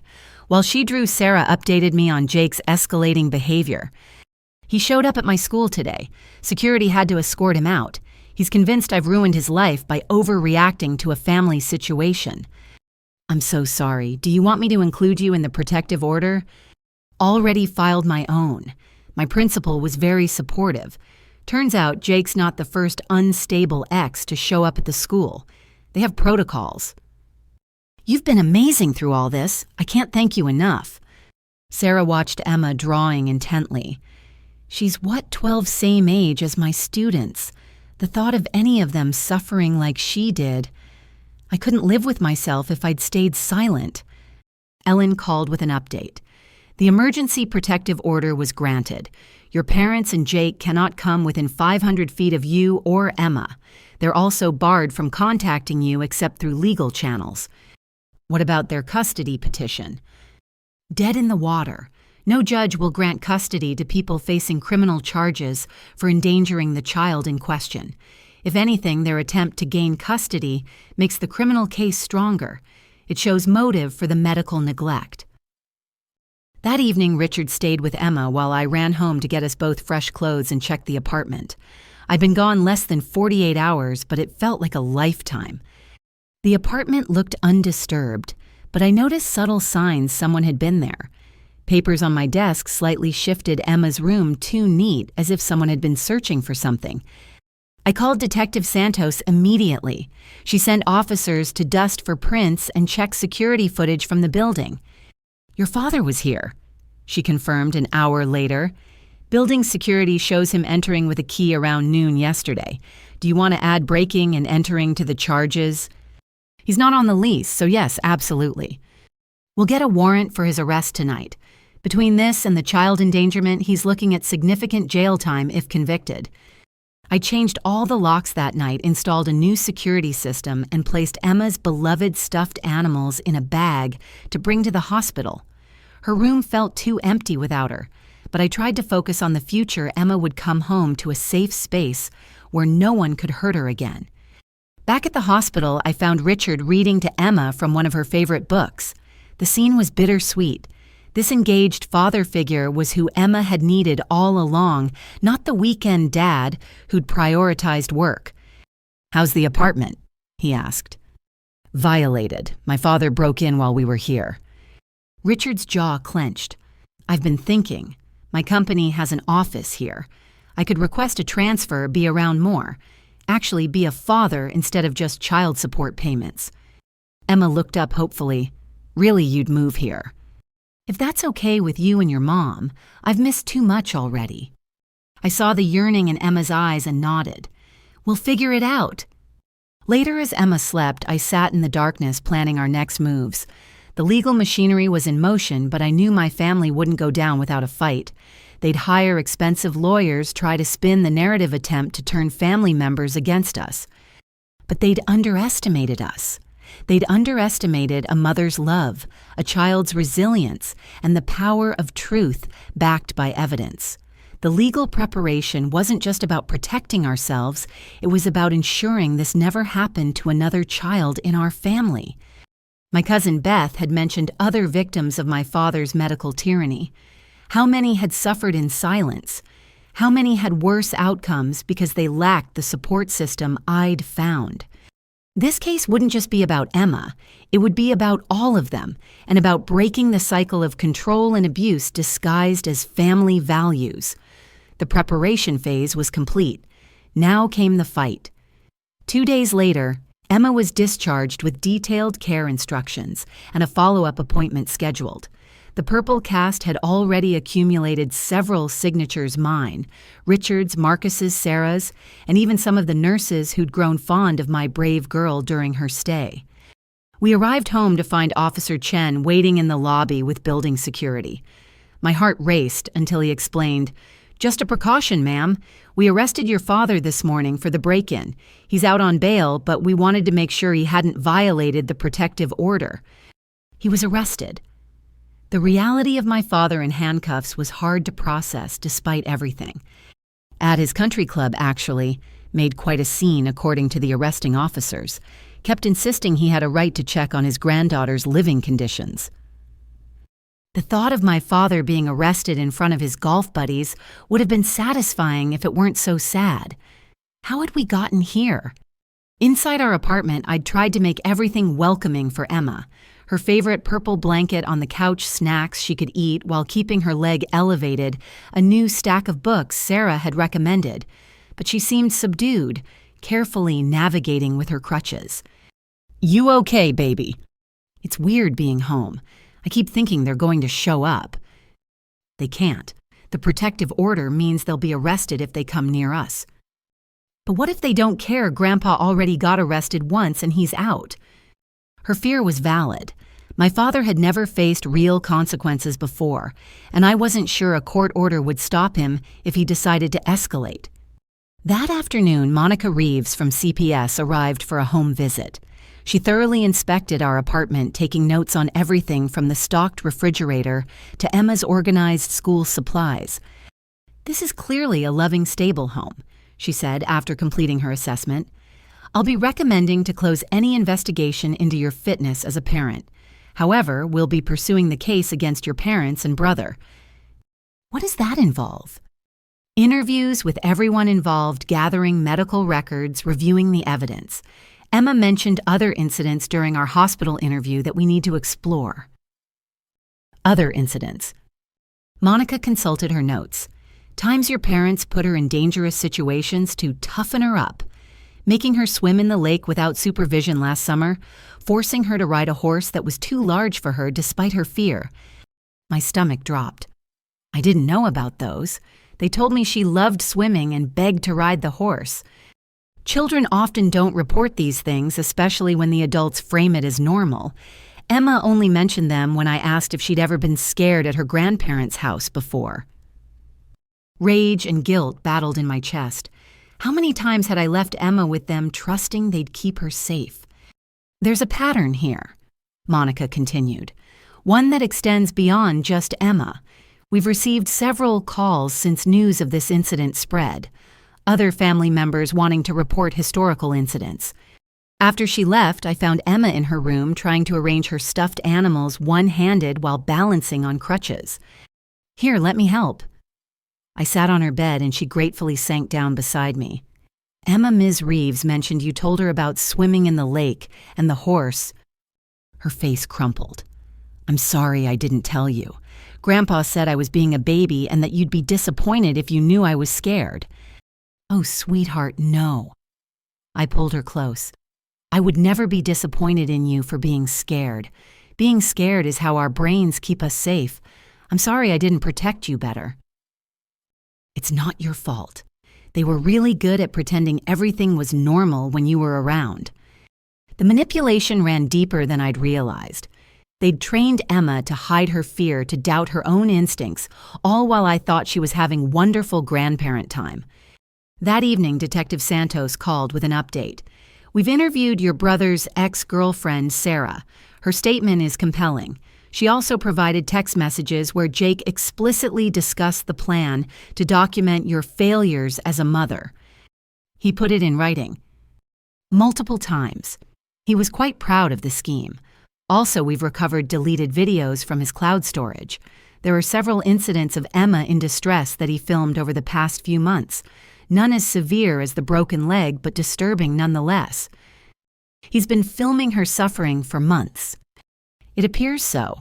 One video shows Emma crying after falling off her bike with Jake laughing and calling her soft like her mother. Another has her struggling with a too heavy backpack while he mocks her weakness. Each revelation felt like another knife wound. My own brother had been systematically documenting and mocking my child's pain, building a case that I was raising her to be weak. The next morning, Ellen arrived with more documents and a grim expression. Your parents have hired the Fitzgerald law firm. They're known for aggressive tactics and deep pockets. Of course they did. The Fitzgeralds had helped my father's business crush smaller competitors for years. They're already trying to spin the narrative, claiming this is a misunderstanding blown out of proportion by an emotionally unstable daughter going through a difficult divorce. But the evidence is overwhelming, yes, but they'll try to discredit each piece. The video's loving uncle documenting family moments, the forced walk-building character in a generation of soft children, the break-in, a concerned grandfather checking on his granddaughter. How can they possibly explain away a broken leg? They'll minimize it. Say you overreacted to a minor injury, paint you as hysterical. It's a classic defense strategy, but it falls apart when faced with medical documentation and witness testimony. Richard arrived as Ellen was leaving, looking haggard. I've been fielding calls all morning. Your parents are reaching out to everyone we know, trying to get character statements against you. Are people buying it? Some are. Your father's very persuasive when he wants to be, but others are pushing back. Mrs. Patterson, your neighbor. She called them monsters and hung up, and several of my business associates have refused to get involved. I'm sorry you're getting dragged into this. I'm not. I should have been more involved from the beginning. Maybe if I'd been a more present father, they wouldn't have felt so comfortable targeting Emma. His guilt mirrored my own, but wallowing wouldn't help Emma. We can't change the past. We can only protect her going forward. That afternoon brought another surprise. My Aunt Linda, my father's younger sister, whom I'd barely seen in 5 years, appeared at our door. I know I should have called, she said, leaning heavily on her cane, but I was afraid you wouldn't see me. I almost turned her away, but something in her expression stopped me. Come in, but if you're here to plead their case, God, no. She settled carefully on our couch, mindful of Emma watching warily from her chair. I'm here to apologize and to offer testimony about what your father did to me. Linda's story was eerily familiar. Years ago, she'd injured her back in a fall. My father convinced her it was minor, that seeking immediate treatment was weakness. By the time she finally defied him and went to the hospital, the damage was permanent. I've used this cane for 15 years because I let Robert bully me out of proper medical care, she said bitterly. When I heard what he did to Emma, I couldn't stay silent anymore. Emma had been listening intently. Did it hurt really bad, your back? It did, sweetheart. Just like your leg hurt. And just like you, I knew something was seriously wrong, but the adults who should have helped me didn't listen. But you're okay now. Linda smiled sadly. I've adapted, but I'll always wonder how different life might have been if I'd gotten help right away. That's why I'm so proud of your mom for fighting to get you care." Her visit opened floodgates. Over the next few days, more family members came forward. My father's pattern of medical neglect and control stretched back decades, affecting siblings, cousins, even family friends who'd made the mistake of showing vulnerability around him. Detective Santos coordinated with prosecutors to build a comprehensive case. What had started as one incident of child endangerment was revealing itself as a long-standing pattern of abuse, disguised as family values. "We're looking at potential charges going back years," she told me during one of our many meetings. "Some are past the statute of limitations, but they establish pattern of behavior that strengthens the current charges." The investigation was also revealing Jake's role as my father's eager accomplice. His phone records showed months of messages discussing ways to undermine my parenting document, my struggles, and position himself as the stable alternative for Emma's custody. The really sick part, Detective Santos noted, is that he seems to have genuinely believed he was doing the right thing. His messages frame you as a failure who needed tough love, and Emma as a child who needed hardening. Sarah had been right about Jake testing her. Several messages discussed whether she'd be a suitable mother figure for Emma once they gained custody. Her refusal to go along with the medical neglect had derailed that plan spectacularly. One evening, as I helped Emma with her homework, she'd insisted on keeping up with school despite everything she asked a question that stopped me cold. "Mom, why did they want to take me away from you?" I set down the math workbook, choosing my words carefully. "I think they wanted to control how you were raised. They believed their way was the only right way even when it hurt people." "But they hurt me. Why would they think that was right?" Sometimes people convince themselves that causing pain is necessary for teaching strength, but that's not true.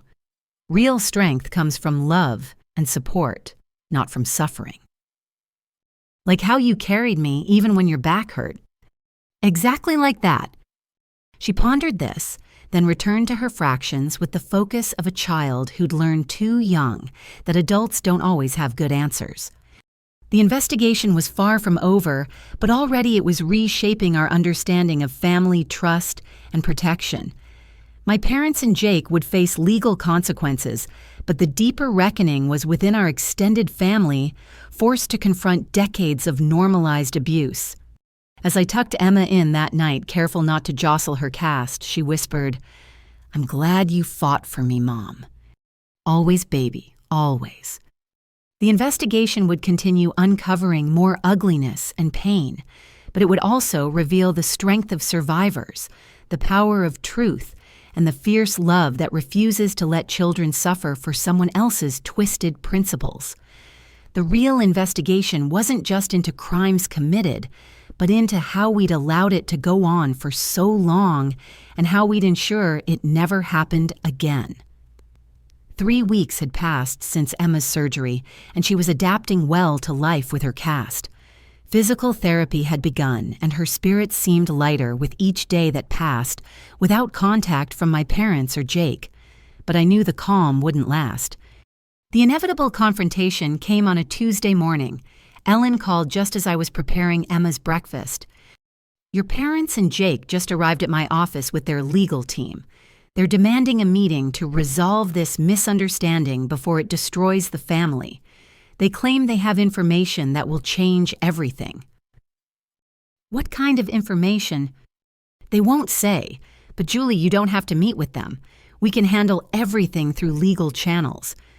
I looked at Emma carefully, buttering her toast with her left hand, while her right managed the crutch propped beside her chair. She'd grown so much in these weeks, facing her fears with courage I hadn't known she possessed. "I'll meet with them," I decided, "but only at your office, with you present and with clear conditions." "Are you sure?" "They need to see they haven't broken me, and I need to face them for my own closure." Ellen scheduled the meeting for that afternoon. I arranged for Emma to stay with Sarah, who had become a trusted friend through this ordeal. Emma clung to me before I left. "You don't have to go, Mom. We're okay without them." "I know, baby. But sometimes we have to face the hard things to truly move forward." The law office conference room felt sterile and cold, appropriate for what was about to unfold. My parents entered first, my father in his best suit, my mother clutching her purse like a weapon. Jake followed, looking haggard and smaller somehow, as if the past weeks had deflated his usual bravado. Their lawyer, Thomas Fitzgerald himself, radiated the smug confidence of a man used to winning through intimidation.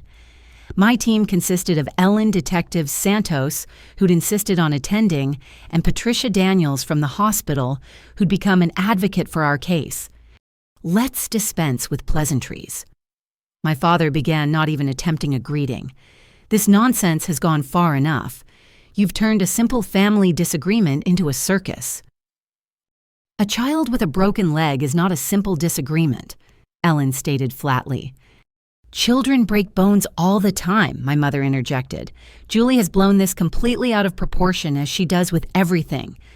Would you like to see the surgical photos? Patricia offered. The ones showing how close Emma came to permanent damage. Fitzgerald raised a hand. We're not here to relitigate the incident. We're here to find a resolution that keeps this family out of criminal court. Then they should plead guilty. I said, my voice steadier than I felt. They committed crimes. They should face the consequences. Jake laughed bitterly. Crimes. For posting a family video. For caring about my niece's upbringing. For documenting a child's pain as entertainment, Detective Santos corrected. We've recovered 16 videos from your cloud storage showing Emma in distress while you mock her. Jake's lawyer whispered urgently in his ear, and he fell silent.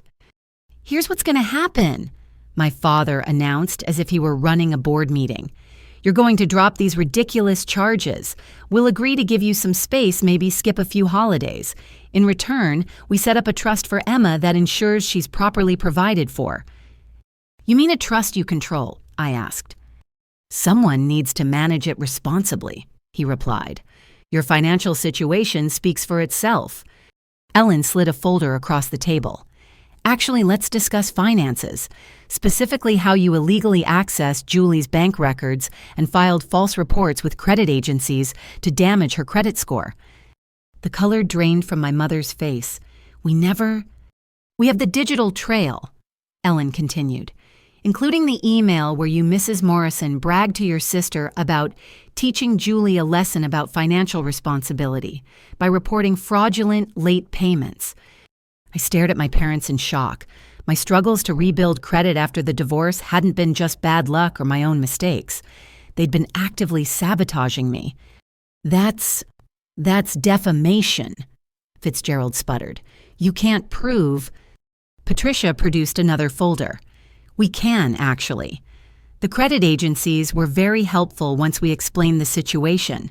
Identity theft and fraud charges can be added to the existing charges. You destroyed my credit to make me look like an unfit mother. My voice shook with rage I'd been suppressing for weeks. My father's mask finally slipped. You needed to learn consequences, running off with that man divorcing when things got tough, playing victim instead of taking responsibility. Robert Fitzgerald warned, but my father was beyond caring. We gave you everything. The best schools opportunities connections, and you threw it all away to become a nurse of all things, wiping bedpans instead of joining the family business. Then you couldn't even keep a simple marriage together. Because Richard and I weren't compatible, I shot back. Because we married too young, trying to please you. Excuses, my mother hissed. Always excuses with you. We tried to save Emma from your weakness to raise her properly.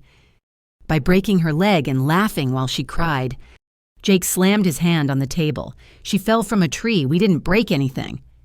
No, you just refused her medical care, forced her to walk miles on a fracture, and filmed her suffering for your sick entertainment, Detective Santos said coolly. Then you conspired to use that manufactured evidence to steal custody. It wasn't stealing, Jake insisted. It was saving her from becoming soft and pathetic like me, I finished. Say it, Jake. You think I'm pathetic because I show emotion, because I protect my child, because I don't worship at the altar of Morrison family cruelty. You're twisting everything, my mother said, but her voice lacked its usual conviction. We love Emma. Everything we did was out of love. No, I said firmly. You love control. You love power. You love the image of the perfect family more than the actual people in it. That's not love, that's possession. My father stood abruptly. Enough. If you won't be reasonable, we'll let the courts decide. No jury will convict grandparents for caring too much. Sit down, Robert, Fitzgerald commanded with surprising authority. You're making things worse. But my father was beyond reason. She's destroyed this family, turned everyone against us, even Linda, my own sister, spreading lies about things that happened decades ago. You mean the truth about how you denied her medical care until she became permanently disabled? I asked, just like you tried to do to Emma. Linda's back problems were her own fault. Just like Emma's broken leg was somehow her fault for climbing a tree like a normal child. The room erupted. My mother shrieked about ungrateful daughters. Jake ranted about soft generations and participation trophies. My father thundered about respect and family loyalty. Their lawyers tried desperately to restore order. Through it all, I sat quietly watching the people who raised me reveal their true selves. Not the polished, successful family they presented to the world, but angry, entitled individuals who viewed love as control and pain as pedagogy. Finally, Ellen stood. I think we've heard enough. Our position remains unchanged. All criminal charges stand. The protective order remains in place. Any attempt at contact with Julie or Emma will result in immediate arrest. Furthermore, Patricia added, the hospital is prepared to testify about Mr. Morrison's pattern of interfering with medical care for family members.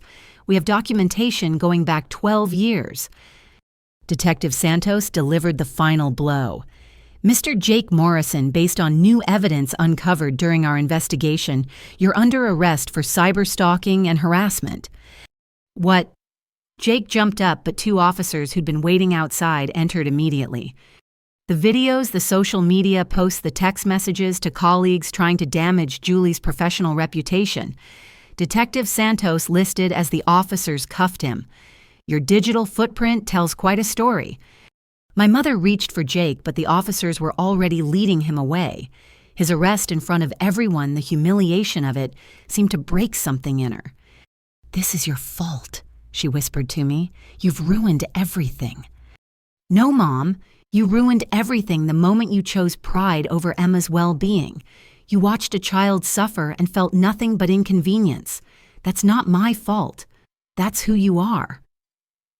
My father grabbed my mother's arm. We're leaving. Fitzgerald, fix this. But even their high-powered lawyer looked defeated. Mr. Morrison, I strongly advise you to consider a plea deal. The evidence against you is overwhelming.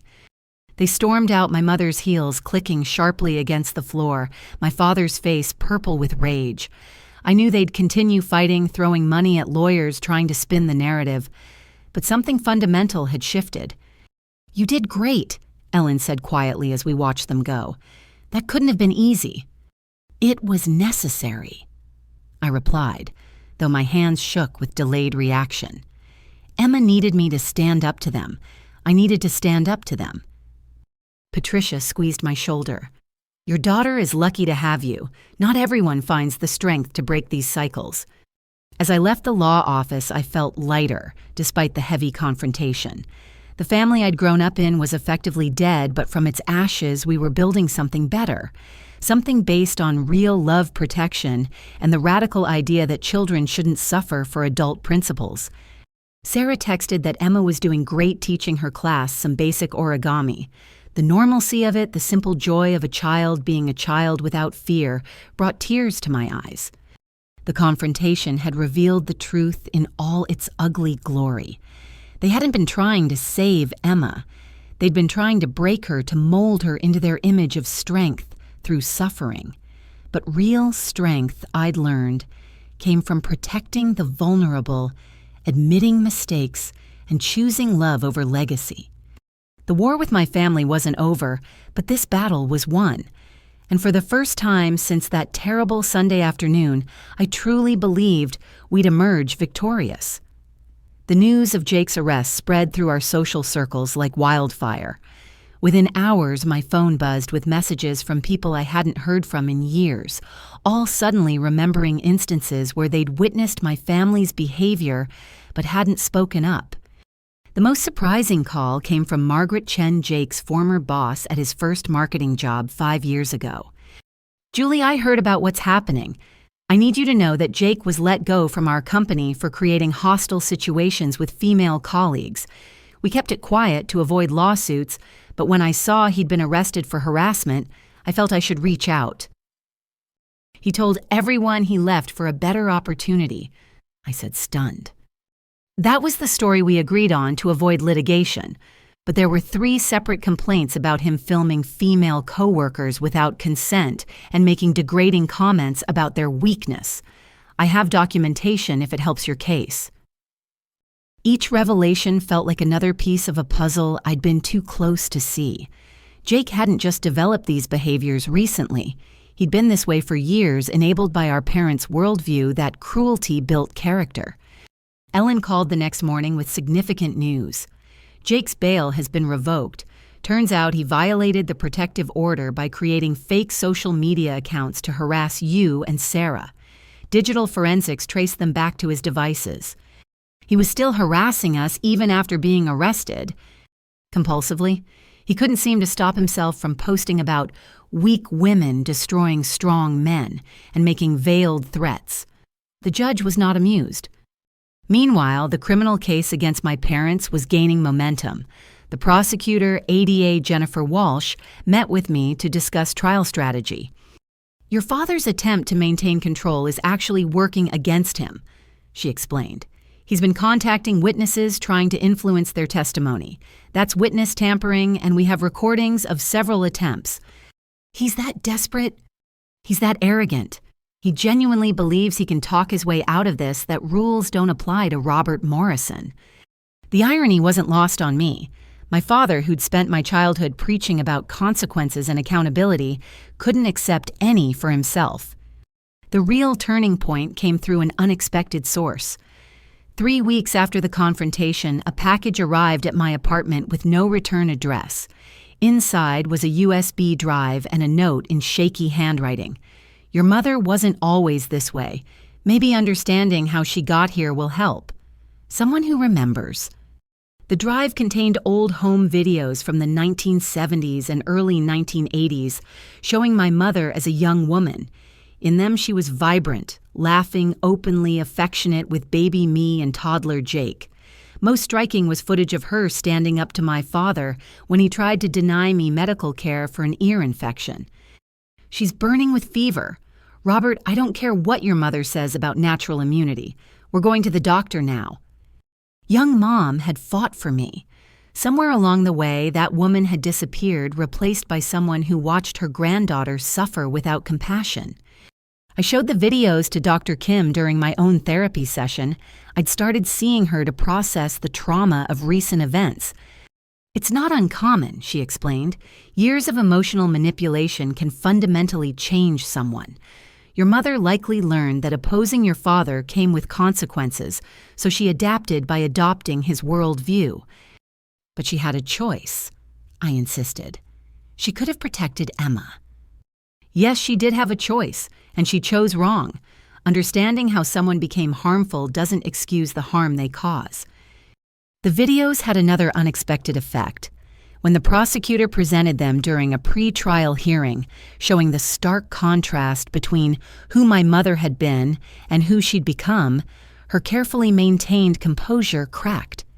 She began sobbing in court, the tears seeming to surprise her as much as anyone. But when the judge asked if she wanted to make a statement, she still defended my father. "Everything we did was for Emma's own good," she insisted through tears. "Children today are too soft." The judge's expression remained unmoved. "Mrs. Morrison's soft children don't end up in surgery with pins in their legs because adults denied them medical care." Public opinion had shifted dramatically. What started as local gossip had caught media attention. Prominent business family accused of child endangerment. The stories focused on the pattern of behavior, the conspiracy to gain custody, and most damningly the videos of Emma suffering while Jake laughed. My father's business began hemorrhaging clients. Several major contracts were quietly terminated. The country club asked him to resign his board position. The social standing they'd valued above all else crumbled within weeks. Richard had been true to his word about being more present. He'd taken a position with his company's local office and established a regular schedule with Emma. Watching them work on a puzzle together, I saw glimpses of the father he could have been all along. "I've been thinking," he said one evening after Emma had hobbled to bed, "about testifying, about telling the court how your parents pressured us during our marriage, how they undermined you constantly." "You don't have to get involved." "Yes, I do. They convinced me you were too emotional, too demanding. I believed them instead of seeing how they were manipulating both of us. I owe you and Emma the truth." Sarah had become a regular fixture in our lives, joining us for weekly dinners and helping Emma with school projects. Her relationship with Jake had inadvertently saved Emma from worse injury, and that irony wasn't lost on any of us.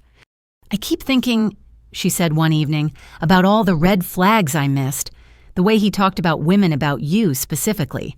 I should have run sooner." "You spoke up when it mattered most," I reminded her. "That's what counts." The tables had truly turned when my father's lawyer contacted Ellen about a plea deal. The witness tampering charges, combined with the child endangerment and breaking and entering, meant he faced significant jail time if convicted. "They want to plead to lesser charges with probation and community service," Ellen told me. "No jail time for your parents' minimum security for Jake." "What do you think?" "Trials are unpredictable. This guarantees they're convicted felons banned from contacting you or Emma and on probation for years. Any violation sends them straight to jail." I thought about Emma, who'd have to testify if we went to trial, about reliving that day in court being cross-examined by defense attorneys who'd try to minimize her pain. What about restitution? Full medical costs therapy for both of you and a substantial punitive payment. Plus, they'd have to complete extensive psychological counseling and parenting classes. Even though Emma isn't their child, the judge is particularly interested in ensuring they understand why their actions were harmful before they're allowed around any other grandchildren in the future. The final piece of the table's turning came from an unexpected source, my grandmother's estate lawyer. He'd been reviewing old documents and discovered something significant.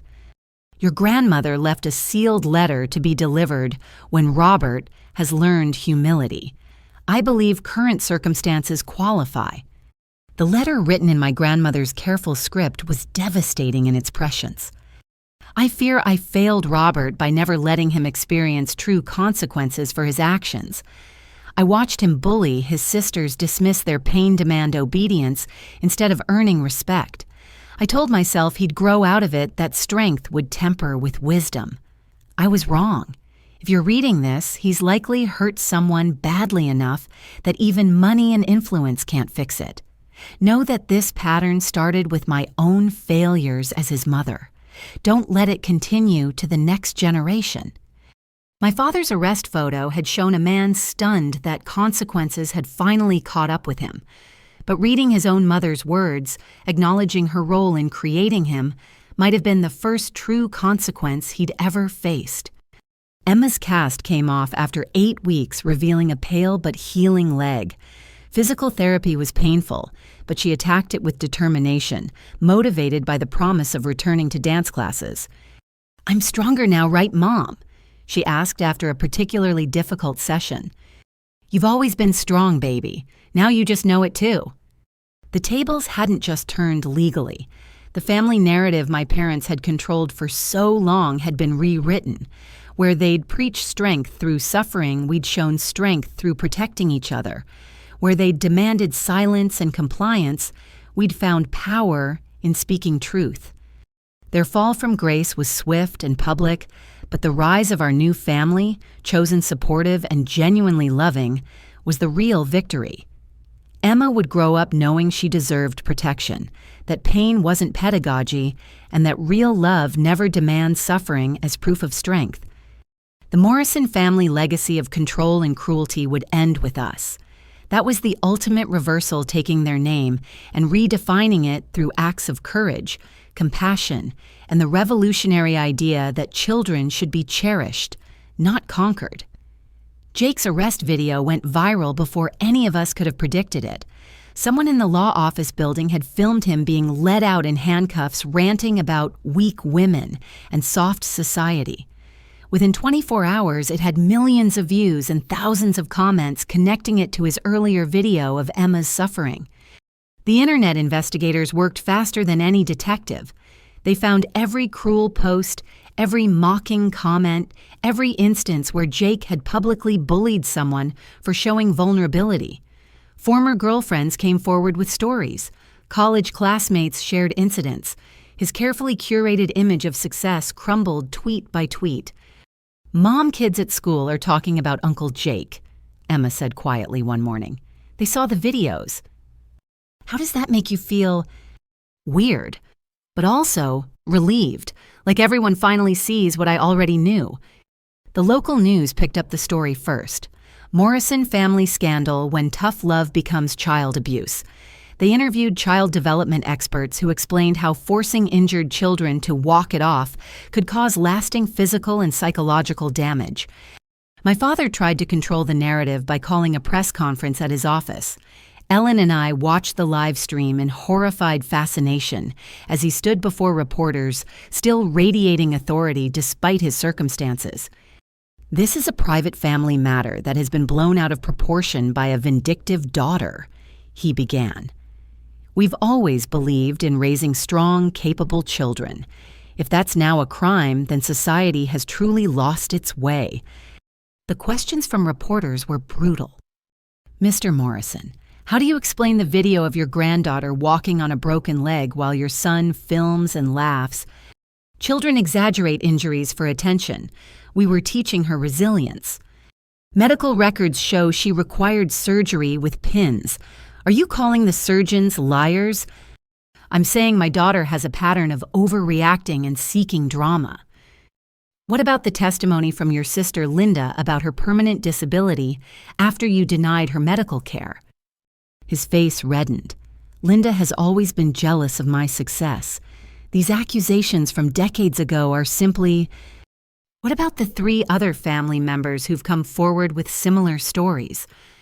The press conference devolved quickly. My father stormed off when a reporter asked about the witness tampering charges, but the damage was done. Every major outlet ran clips of him dismissing Emma's injury, looking callous and out of touch.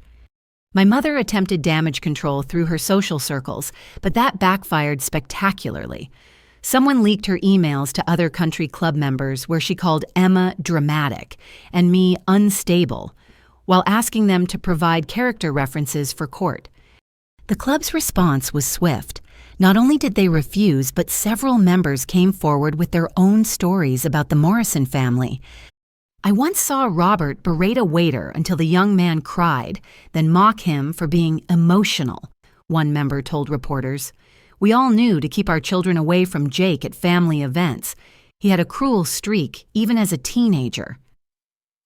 The leaked emails revealed something else: my mother's desperate attempts to maintain appearances while everything crumbled.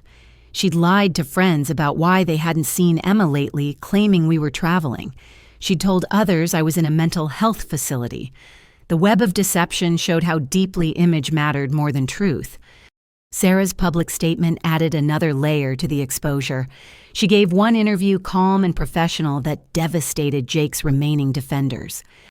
"I'm a mandated reporter. When I saw Emma's injury, I had a legal and moral obligation to act. The fact that her own family prevented me from calling 911 tells you everything about their priorities. They chose their theater tickets over a child's well-being." The interview clip of Sarah saying they chose theater tickets over a child's well-being became a viral soundbite, spawning memes and discussions about toxic family dynamics. My workplace rallied around me in ways I hadn't expected. The hospital where I worked released a statement praising my professionalism and dedication. Several doctors I'd worked with wrote op-eds about recognizing medical neglect and the importance of advocating for children. Dr. Martinez, a pediatric surgeon, was particularly vocal. Nurse Morrison brings the same fierce advocacy for her patients that she showed for her daughter. The idea that seeking medical care for an obvious fracture is overreacting belongs in the dark ages, not modern society. Emma's school took protective measures, but they couldn't shield her entirely from the attention. Some parents whispered at pickup. Some kids asked intrusive questions. But something beautiful happened too. Her community rallied around her. Her dance teacher created a special routine for students recovering from injuries, inspired by Emma's determination. Her art teacher displayed her cast drawings in a show about resilience. Her classmates signed a giant card saying, "Real strength is asking for help when you need it." "I'm kind of famous," Emma said one day with a mix of pride and discomfort. "How do you feel about that?" "I don't like that everyone knows about the worst day of my life. But I like that Uncle Jake can't hurt other kids now because everyone sees who he really is." The public exposure reached a crescendo when a documentary filmmaker contacted us. She was creating a series about family abuse disguised as traditional values, and our story exemplified the pattern. "I'm not interested in sensationalizing," she assured me. "I want to explore how harmful behavior gets normalized in families passed down through generations until someone finally breaks the cycle." Ellen advised careful consideration. This could help other families recognize these patterns, but it also means reliving everything on camera. I left the decision to Emma. She thought for days before answering. "Will it help other kids whose families hurt them but pretend it's normal?" "It might," I said honestly.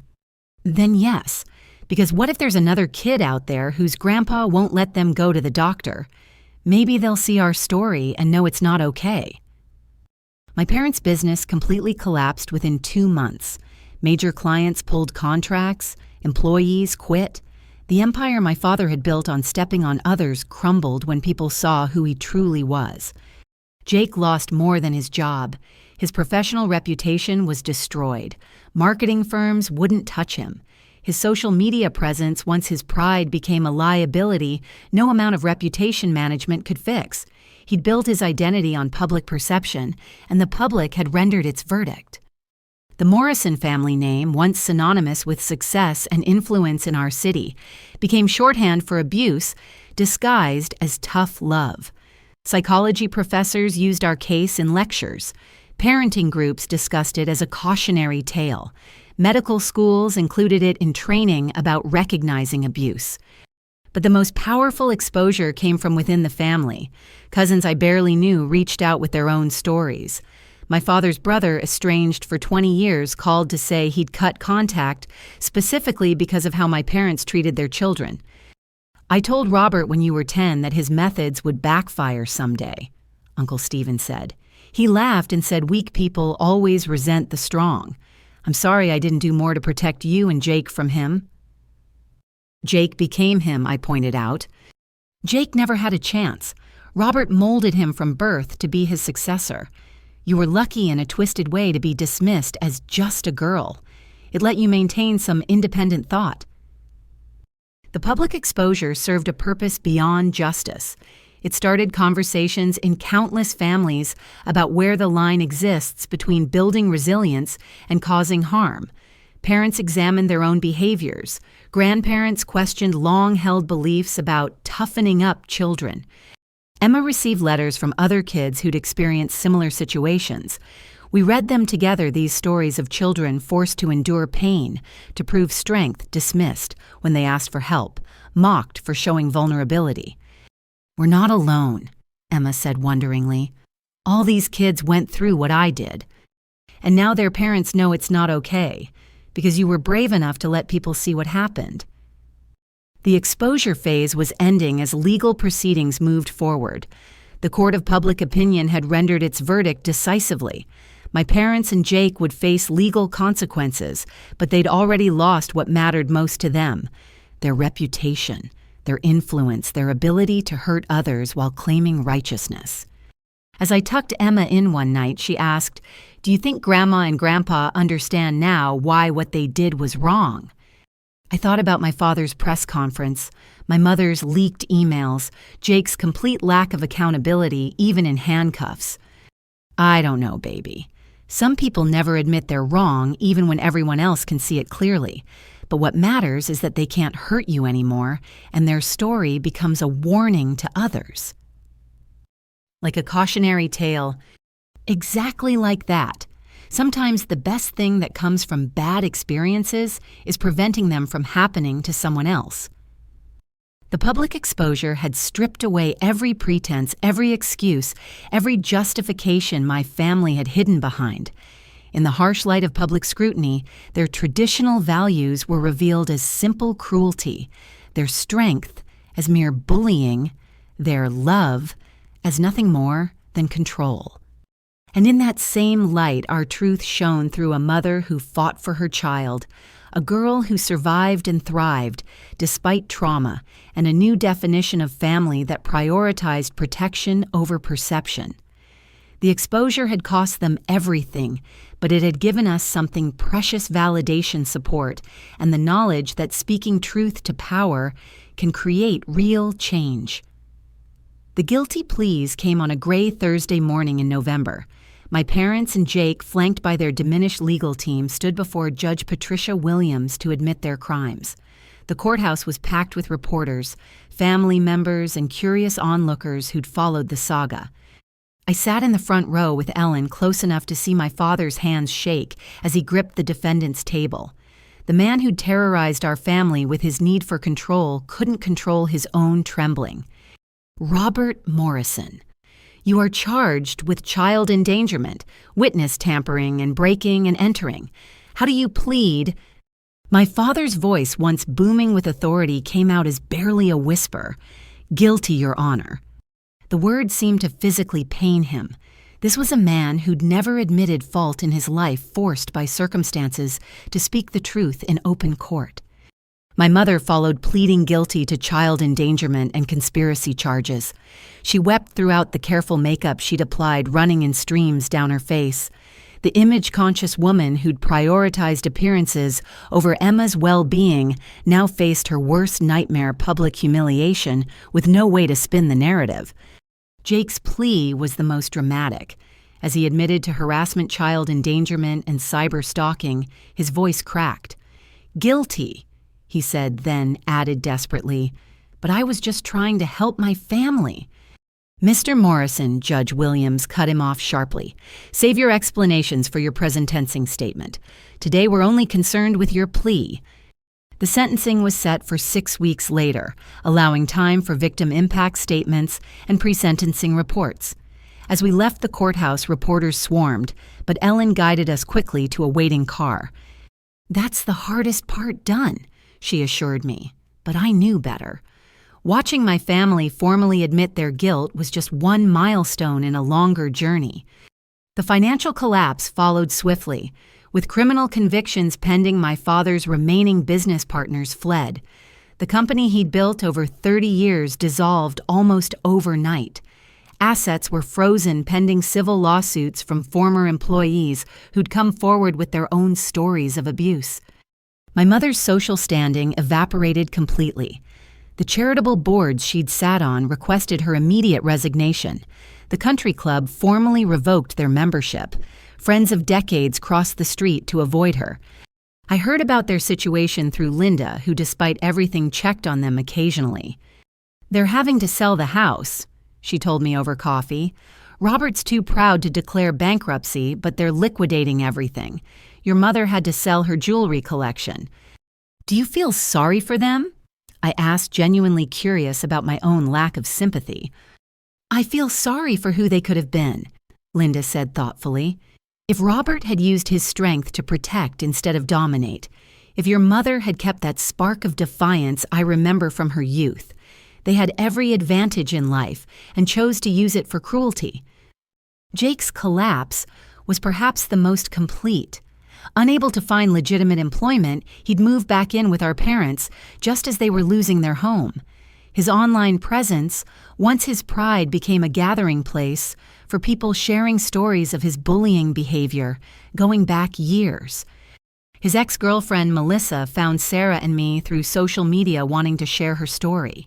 Over dinner, she revealed a pattern we'd suspected but couldn't prove.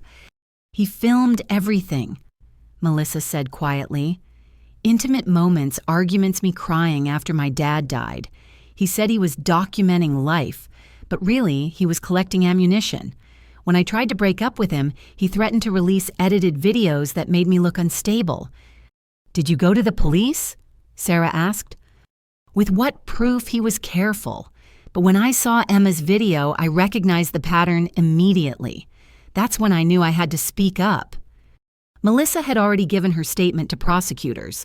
Her testimony would be part of the sentencing hearing, showing Jake's pattern extended far beyond our family. The psychological evaluations ordered by the court revealed what we'd long suspected.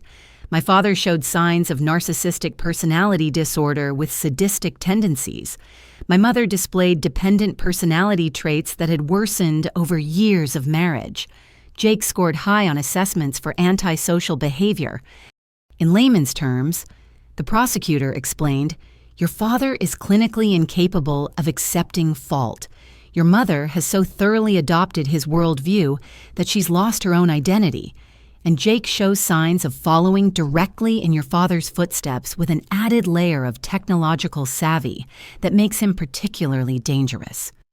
The reports would factor into sentencing, but offered little comfort. Understanding the psychology behind their behavior didn't undo Emma's pain or years of family trauma. Emma continued physical therapy, progressing remarkably well. Her limp was barely noticeable most days, though weather changes brought aches that reminded us how close she'd come to permanent damage. "I'm glad I'm getting better," she told her therapist, "but sometimes I feel guilty that I'm okay when other kids Grandpa hurt aren't." The therapist, Dr. Chen, handled it beautifully. "Survivor's guilt is common, Emma, but your recovery doesn't take away from their pain. If anything, it shows that healing is possible." Richard had proven himself a changed man through all of this. He'd taken Emma to every therapy appointment when I had work, never complaining about the disruption to his schedule. He'd even started his own therapy to address how he'd failed to protect Emma from my family. "I let your parents convince me you were overreacting about everything," he admitted during one family counseling session. "I should have trusted you, should have seen how they undermined you constantly." "We both made mistakes," I acknowledged. "What matters is we're doing better now." Our divorce had been finalized just as Emma turned 11, but this crisis had forged a different kind of partnership. We'd never reconcile romantically, but we'd become true co-parents, united in protecting our daughter. The extended family collapse continued as more relatives chose sides.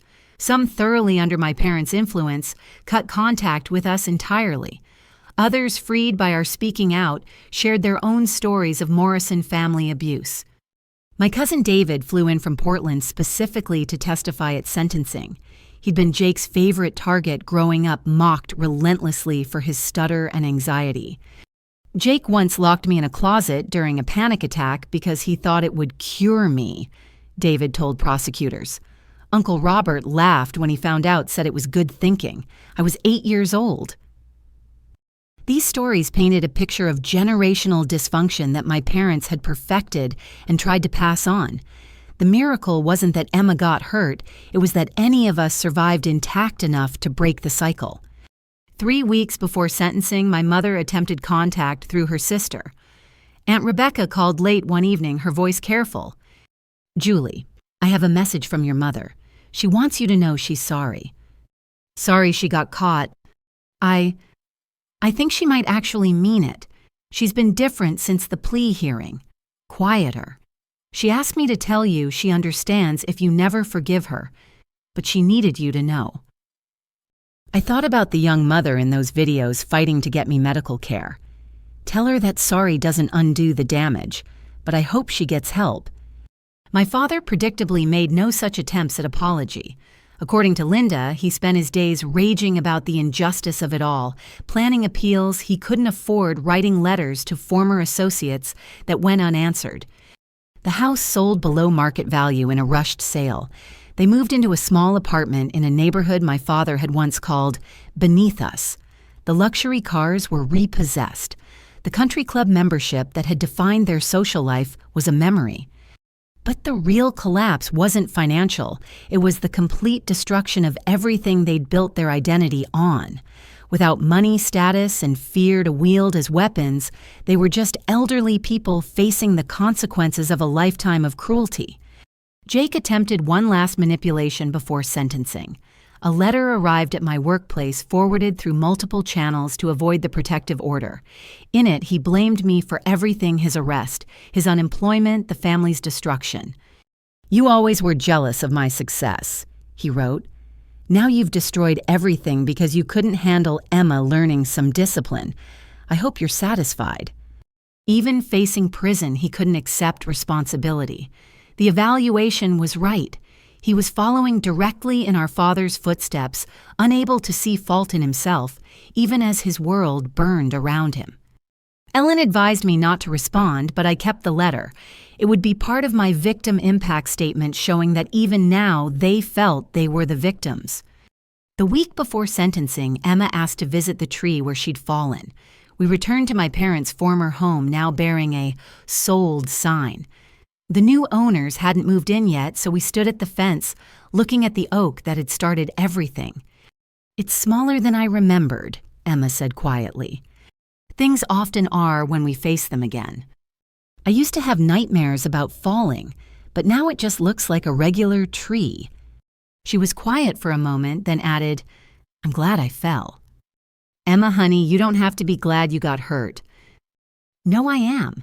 Because if I hadn't fallen, if they'd helped me right away, we might never have known how mean they really were. They might have gotten custody someday, and then what would have happened?"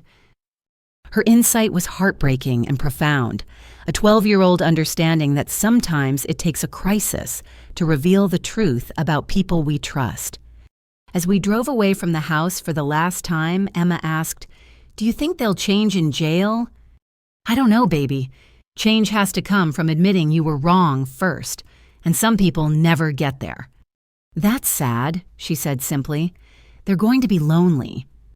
"Yes," I agreed. "They are." The collapse was complete. From prominent family to cautionary tale, from social leaders to social pariahs, from controlling our lives to losing control of their own. They'd built an empire on cruelty and watched it crumble, when one 12-year-old girl's pain exposed the foundation of lies it stood on. But from that collapse came our rise. Emma walking without pain, our chosen family of supporters growing stronger, the truth finally spoken and believed. Sometimes things need to fall apart completely before they can be rebuilt into something better. The Morrison legacy of abuse would end with them. Our legacy would be one of healing truth and the courage to protect those who need protecting. The collapse was their ending, but it was our beginning. Sentencing day arrived with unexpected December snow, blanketing the courthouse steps in pristine white that seemed to mock the ugly truths about to be laid bare inside. Emma had chosen to deliver her victim impact statement in person, a decision that filled me with both pride and worry. "You don't have to do this," I reminded her one last time as we walked through security. "I know, but I need to.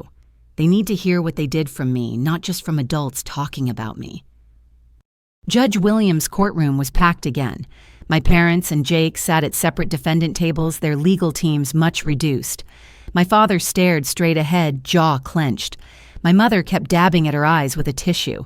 Jake slumped in his chair like a deflated balloon. The prosecutor began with a summary of facts that sounded even worse laid out in clinical detail. The timeline of Emma's injury and their refusal of care, the conspiracy to gain custody, the pattern of abuse spanning generations. "Your Honor," Ada Walsh concluded, "the defendants didn't just endanger one child. They perpetuated a system of abuse that affected dozens of family members over decades. The court has an opportunity to send a clear message that wealth and status don't excuse child endangerment. The defense attorneys made their arguments, each trying to minimize their client's actions. My father's lawyer emphasized his business success and community contributions. My mother's painted her as a victim of my father's influence. Jake's blamed his upbringing and asked for leniency given his age. Then came the victim impact statements. Linda went first, leaning heavily on her cane as she approached the podium. "Your Honor, I've used this cane for 15 years because my brother convinced me that seeking immediate medical care was weakness. I'll never run again. Never dance at my daughter's wedding without pain. Robert didn't just hurt me physically. He stole my trust in my own judgment about my body." David followed his stutter, more pronounced with nerves. Jake Morrison tortured me throughout my childhood, always with Robert and Patricia's approval. They called it toughening me up. I call it abuse. I still have panic attacks in small spaces because of what they did. Sarah spoke about the trauma of witnessing Emma's pain and being prevented from helping. As a teacher, I'm trained to protect children. The defendants made me complicit in a child's suffering by physically stopping me from calling for help. That image haunts me. Then it was Emma's turn. I walked her to the podium, adjusting the microphone for her height. She looked so small but stood straight, her recovered leg bearing weight equally with the other. "I wrote this myself," she began, her voice clear, "because I wanted to use my own words, not grown-up words someone gave me." She looked directly at my parents and Jake. "You were supposed to love me. Grandparents are supposed to give hugs and cookies and make you feel safe. Uncle Jake was supposed to be fun and protect me from bullies, not be one." Her voice trembled but didn't break. "When I fell from the tree, I was so scared. My leg hurt worse than anything I'd ever felt. I needed help and you laughed. You made me walk when I could barely stand. You took videos of me crying and thought it was funny. But the worst part wasn't the pain. It was that you didn't care. You saw me throwing up from hurt and you cared more about theater tickets. You watched me cry and told me I was weak. You're my family and you picked being mean over helping me." She paused, gathering herself. "I have nightmares sometimes. Not about falling from the tree, but about calling for help and nobody coming. Because of you, I learned that sometimes the people who should protect you are the ones who hurt you most. I'm getting better. My leg works again, mostly. I have good people now who actually love me. But I'll always remember that you chose to hurt me. And I want the judge to know that kids remember everything. We remember who helped us and who hurt us. And you hurt me on purpose. I don't want you to hurt other kids, so please, judge, make sure they can't." She stepped down to complete silence. Several people in the gallery were crying. Jake had his head in his hands. My mother sobbed openly. My father's mask had finally cracked his face, showing something that might have been shame. I gave my own statement, focusing on the broader pattern of abuse and the ongoing impact on our lives. Emma still asks sometimes if she did something wrong to make them not love her. No child should question their worth because adults chose cruelty over compassion. Finally, Judge Williams offered the defendants the opportunity to speak before sentencing. Jake went first, standing unsteadily. I'm sorry. I see now that what I thought was humor was cruel. What I thought was strength was bullying. I became someone I don't recognize, and I'm deeply ashamed. Emma, I'm sorry. You deserved better from your uncle. It seemed genuine, but I'd learned not to trust Morrison family performances. My mother stood next, gripping the table for support. I failed as a grandmother. I failed as a mother. Somewhere along the way, I lost myself and became someone who could watch a child suffer and feel annoyed instead of alarmed. I'm sorry doesn't fix anything, but I am. Deeply, truly sorry. My father rose last. For a moment, he stood silent, his mouth opening and closing without words. Then, I was wrong. 3 words, the 3 words Robert Morrison had never spoken in his life.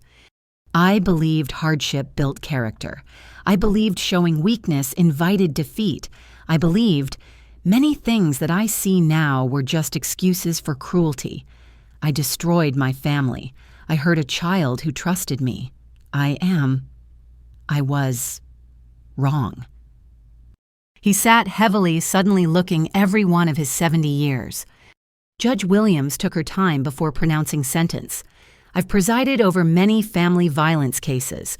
What makes this one particularly troubling is the systematic nature of the abuse passed down through generations like a toxic inheritance. Mr. Robert Morrison, your position as family patriarch gave you power, and you used it to terrorize and control. The court sentences you to 18 months in state prison, followed by 5 years probation. You will complete anger management and parenting classes. You are barred from any contact with the victims without their explicit consent. My father nodded, accepting what he couldn't control. Mrs. Patricia Morrison, your failure to protect your granddaughter is inexcusable. However, the court recognizes the psychological evaluation showing your diminished capacity for independent decision-making. You are sentenced to 6 months in county jail with work release privileges, followed by 5 years probation. Mandatory therapy and parenting classes are required. My mother whispered, "Thank you, Your Honor." Mr. Jake Morrison, you're young enough to change course if you choose to. Your genuine remorse today is noted, but it doesn't erase your actions. 18 months in state prison, 5 years probation, mandatory therapy, and you must register as a cyber harassment offender. You're banned from social media for the duration of your probation. Jake nodded, tears streaming down his face. Additionally, all 3 defendants will pay full restitution for medical costs therapy and punitive damages to be determined in civil proceedings. The gavel came down with finality. It was over. As court officers prepared to take them into custody, my mother looked at me pleadingly. I held her gaze for a moment, then looked away. Forgiveness might come someday, but not today. Emma tugged my hand. "Can we go home now?" "Yes, baby, we can go home." Outside, the snow continued falling, covering the harsh edges of the world in soft white. Emma stuck out her tongue to catch snowflakes, laughing when they melted. "Are you okay?" I asked. "Yeah, I said what I needed to say. They heard me. That's all I wanted." The resolution wasn't just in the sentences handed down, though justice had been served. It was in Emma's ability to speak her truth, in our family's exposed patterns finally breaking, in the support system we'd built from the ashes of what we'd lost. That evening, we had dinner with our chosen family, Richard, Sarah, Marcus, Linda, David, and others who'd stood by us. Emma was animated, talking about returning to dance class after the new year. "I want to choreograph a piece about being strong," she announced, "but like real strong. Not fake strong like Grandpa talked about. Strong like asking for help when you need it and protecting people who can't protect themselves." "That sounds beautiful," Sarah said. "I'd love to see it when you're done." As I tucked Emma into bed that night, she asked one more question. "Do you think they'll actually change in prison?" "I don't know. Change is hard, especially when you've been one way your whole life. But maybe being forced to face consequences will help them see things differently." "I hope so," she said drowsily. "Not for us, but for them. It must be lonely being that mean all the time." Her compassion astounded me. After everything, she could still hope for their redemption even while protecting herself from their harm. The resolution was complete but not neat. There would be appeals, civil suits, ongoing therapy, and the slow work of healing. Some family relationships were severed forever. Others, like with Linda and David, grew stronger through shared truth. My parents and Jake would serve their time. What they did with it, whether they used it for genuine reflection or bitter resentment, was their choice. We'd moved beyond needing their recognition or apology. Our resolution came from within, from speaking truth, protecting each other, and building a life defined by love rather than control. The Morrison family cycle of abuse had been exposed, prosecuted, and punished. But more importantly, it had been broken. Emma would grow up knowing her worth wasn't determined by her ability to endure pain, but by her courage to seek help when she needed it. That was our resolution, not just an ending, but a new beginning, built on the radical idea that children deserve protection, that pain isn't pedagogical, and that real strength comes from lifting others up, not tearing them down. The snow continued falling outside, blanketing our city in fresh white. Tomorrow would bring new challenges, but tonight we were safe, we were together, and we were free. The resolution was complete. 6 months after sentencing, our lives had settled into a new rhythm. Emma's physical therapy had ended with full recovery, though she proudly kept her purple cast in her closet as a reminder of her strength. The nightmares had faded to occasional bad dreams, manageable with the coping strategies Dr. Kim had taught her. Our apartment had transformed from a place of struggle to a genuine home. Richard's increased involvement meant shared expenses and less financial stress. He'd taken Emma to father-daughter dance classes, their relationship blooming in ways the divorce had prevented before. "Dad actually listens now," Emma told me after one of their weekends together. "Like really listens, not just waiting for his turn to talk." Sarah had become Aunt Sarah, a regular presence at family dinners and Emma's biggest cheerleader at dance recitals. Her relationship with Jake had brought her into our lives, but she'd stayed because of genuine love for Emma and friendship with me. "I've started talking about this in my classroom," she told me over coffee. "Age-appropriate discussions about bodily autonomy and trusting your instincts. If my students learn nothing else, they'll know their pain is valid and deserving of care." The ripple effects of our story continued spreading. The documentary had aired nationally, sparking conversations about family abuse disguised as traditional values.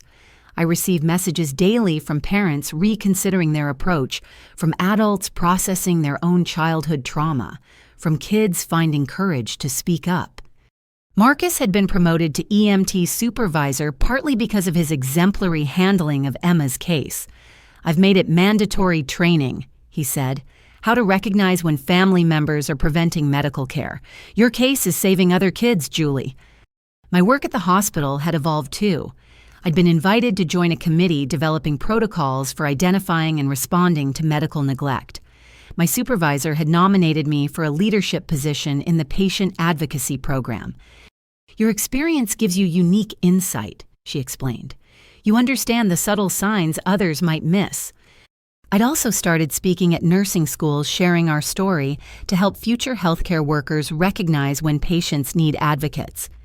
Linda had become a regular part of our lives, her own healing journey intertwined with ours. She'd started a support group for family members affected by medical neglect, meeting monthly at the community center. 23 members and growing, she told me proudly. Turns out Robert's impact spread far wider than we knew, but so did his downfall. People feel free to speak now. Jake had written from prison twice. The first letter was full of self-pity and blame. The second, arriving 3 months later, showed genuine reflection. He'd enrolled in college courses and therapy programs, working to understand how he'd become someone capable of hurting children for entertainment. "I don't expect forgiveness," he wrote. "I just want you to know I'm trying to become someone Emma wouldn't need protection from. Maybe someday, years from now, I can be the uncle she deserved from the start." I saved the letter, but didn't respond. Some bridges once burned couldn't be rebuilt, but I hoped for his sake that he'd find a way to live with what he'd done and choose differently going forward. My mother had been released to a halfway house after serving 4 months. According to Rebecca, she'd thrown herself into therapy with surprising dedication. The woman who'd spent decades perfecting a false image was finally examining who she really was beneath it. She'd sent one letter through legal channels respecting the protective order. I wake up every morning seeing Emma's face that day. Not her pain, though that haunts me, but her confusion when we wouldn't help her. She looked at me with such trust even then, believing Grandma would make it better. And I failed her. I failed you. I failed myself. I don't ask for forgiveness. I just wanted you to know that I see it now, all of it, and I'm sorry. My father remained in prison unrepentant, according to those who'd encountered him. He'd become a cautionary tale among inmates, the man who'd hurt a child and called it love. His empire was gone, his reputation destroyed, his family scattered. Yet reports suggested he still blamed everyone but himself. But some people never learn, Linda said sadly when discussing him. They'd rather be right than happy, rather be powerful than loved. Robert will die alone, convinced the world wronged him. Emma's 13th birthday approached with excitement rather than dread.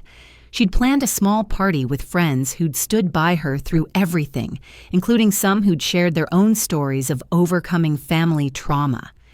"I want a tree theme," she announced, "because trees can survive broken branches and still grow tall, like us." The metaphor wasn't subtle, but it was perfect. We'd been broken but not destroyed, bent but not beaten. On the morning of her birthday, Emma woke early and found me on the balcony with coffee. "Mom, can I ask you something?" "Always." "Do you think we would have been this happy if none of it had happened? Like if Grandma and Grandpa had been normal and helped me that day?" I considered the question carefully. We'd have been happy differently, but we wouldn't have known how strong we were. We wouldn't have found our real family. Sometimes the worst things lead to the best changes. "So you're saying falling from the tree was actually good?" "No, baby. Falling and getting hurt was terrible. What they did to you was unforgivable. But how we responded, how we fought for each other, and found people who truly love us, that part was good." She nodded, processing this complex truth. Then, with the resilience that continued to amaze me, she smiled. "Want to help me hang decorations? Aunt Sarah's coming early to help bake the cake." That afternoon, our apartment filled with laughter and love. Richard arrived with an embarrassingly large pile of presents. Sarah brought her famous chocolate cake. Marcus stopped by on his break with a gift card for dance supplies. Linda hobbled in with handmade decorations from her support group members. Even Dr. Kim had sent a card with a note, "Watching you heal and thrive has been one of the great privileges of my career. Happy birthday to a truly remarkable young woman." As Emma blew out her candles, surrounded by people who'd proven their love through action rather than blood, I saw our future clearly. Not perfect, not without challenges, but built on a foundation of truth and genuine care. "What did you wish for?" Sarah asked. Emma grinned. "If I tell you, it won't come true. But I'll say this, it wasn't for me. I've got everything I need." Later, as the party wound down and Emma showed off her dance moves to an appreciative audience, David pulled me aside. "I wanted to thank you," he said quietly, "for speaking up, for showing me it was okay to tell the truth about what happened to us. I've started therapy, real therapy, and for the first time in my life, I don't feel broken." "You were never broken," I assured him, "just hurt by people who should have protected you." "Yeah, well, now I'm healing. We all are in our own ways. Even some of the family members who initially sided with Uncle Robert are starting to question things. The truth has a way of spreading once someone's brave enough to speak it first." As evening fell and guests departed, Emma and I cleaned up together. She moved easily, no trace of limp, remaining her recovery complete in ways both physical and emotional. "Best birthday ever," she declared, collapsing on the couch. "Even better than when I was little and thought Grandma and Grandpa loved me." "They might have loved you," I said carefully. "They just loved their ideas about strength and control more. That's their loss, not yours." "I know. I have people who love me for real now, who would never hurt me to prove a point." A knock at the door interrupted our conversation. I found a delivery person with a small package, no return address. Inside was a silver necklace with a tree charm, its branches reaching upward despite a visible crack in the trunk. The note was unsigned, but I recognized my mother's handwriting. "For Emma. May she always grow toward the light, no matter how deep the damage to her roots. Happy birthday." I showed Emma, letting her decide. She studied the necklace thoughtfully. "It's pretty," she said finally, "and I like what it means. Can I keep it but not wear it yet? Maybe someday when I'm ready?" "Of course. You get to decide what role they have in your life, if any." She put the necklace in her jewelry box, neither rejecting nor accepting the overture, just holding space for possibilities while protecting her heart. As I tucked her in that night, a ritual she claimed to be too old for but still secretly loved, she hugged me tighter than usual. "Mom, I'm really glad you fought for me, even when they made you think you were crazy, even when it would have been easier to give in. You saved me." "You saved yourself, baby. You were brave enough to show your pain and ask for help. That's what started everything." "We saved each other then." "Yes," I agreed, kissing her forehead. "We did." The new beginning wasn't a single moment, but a series of choices made daily. Choosing healing over bitterness, choosing found family over blood loyalty, choosing to speak truth even when silence would be easier.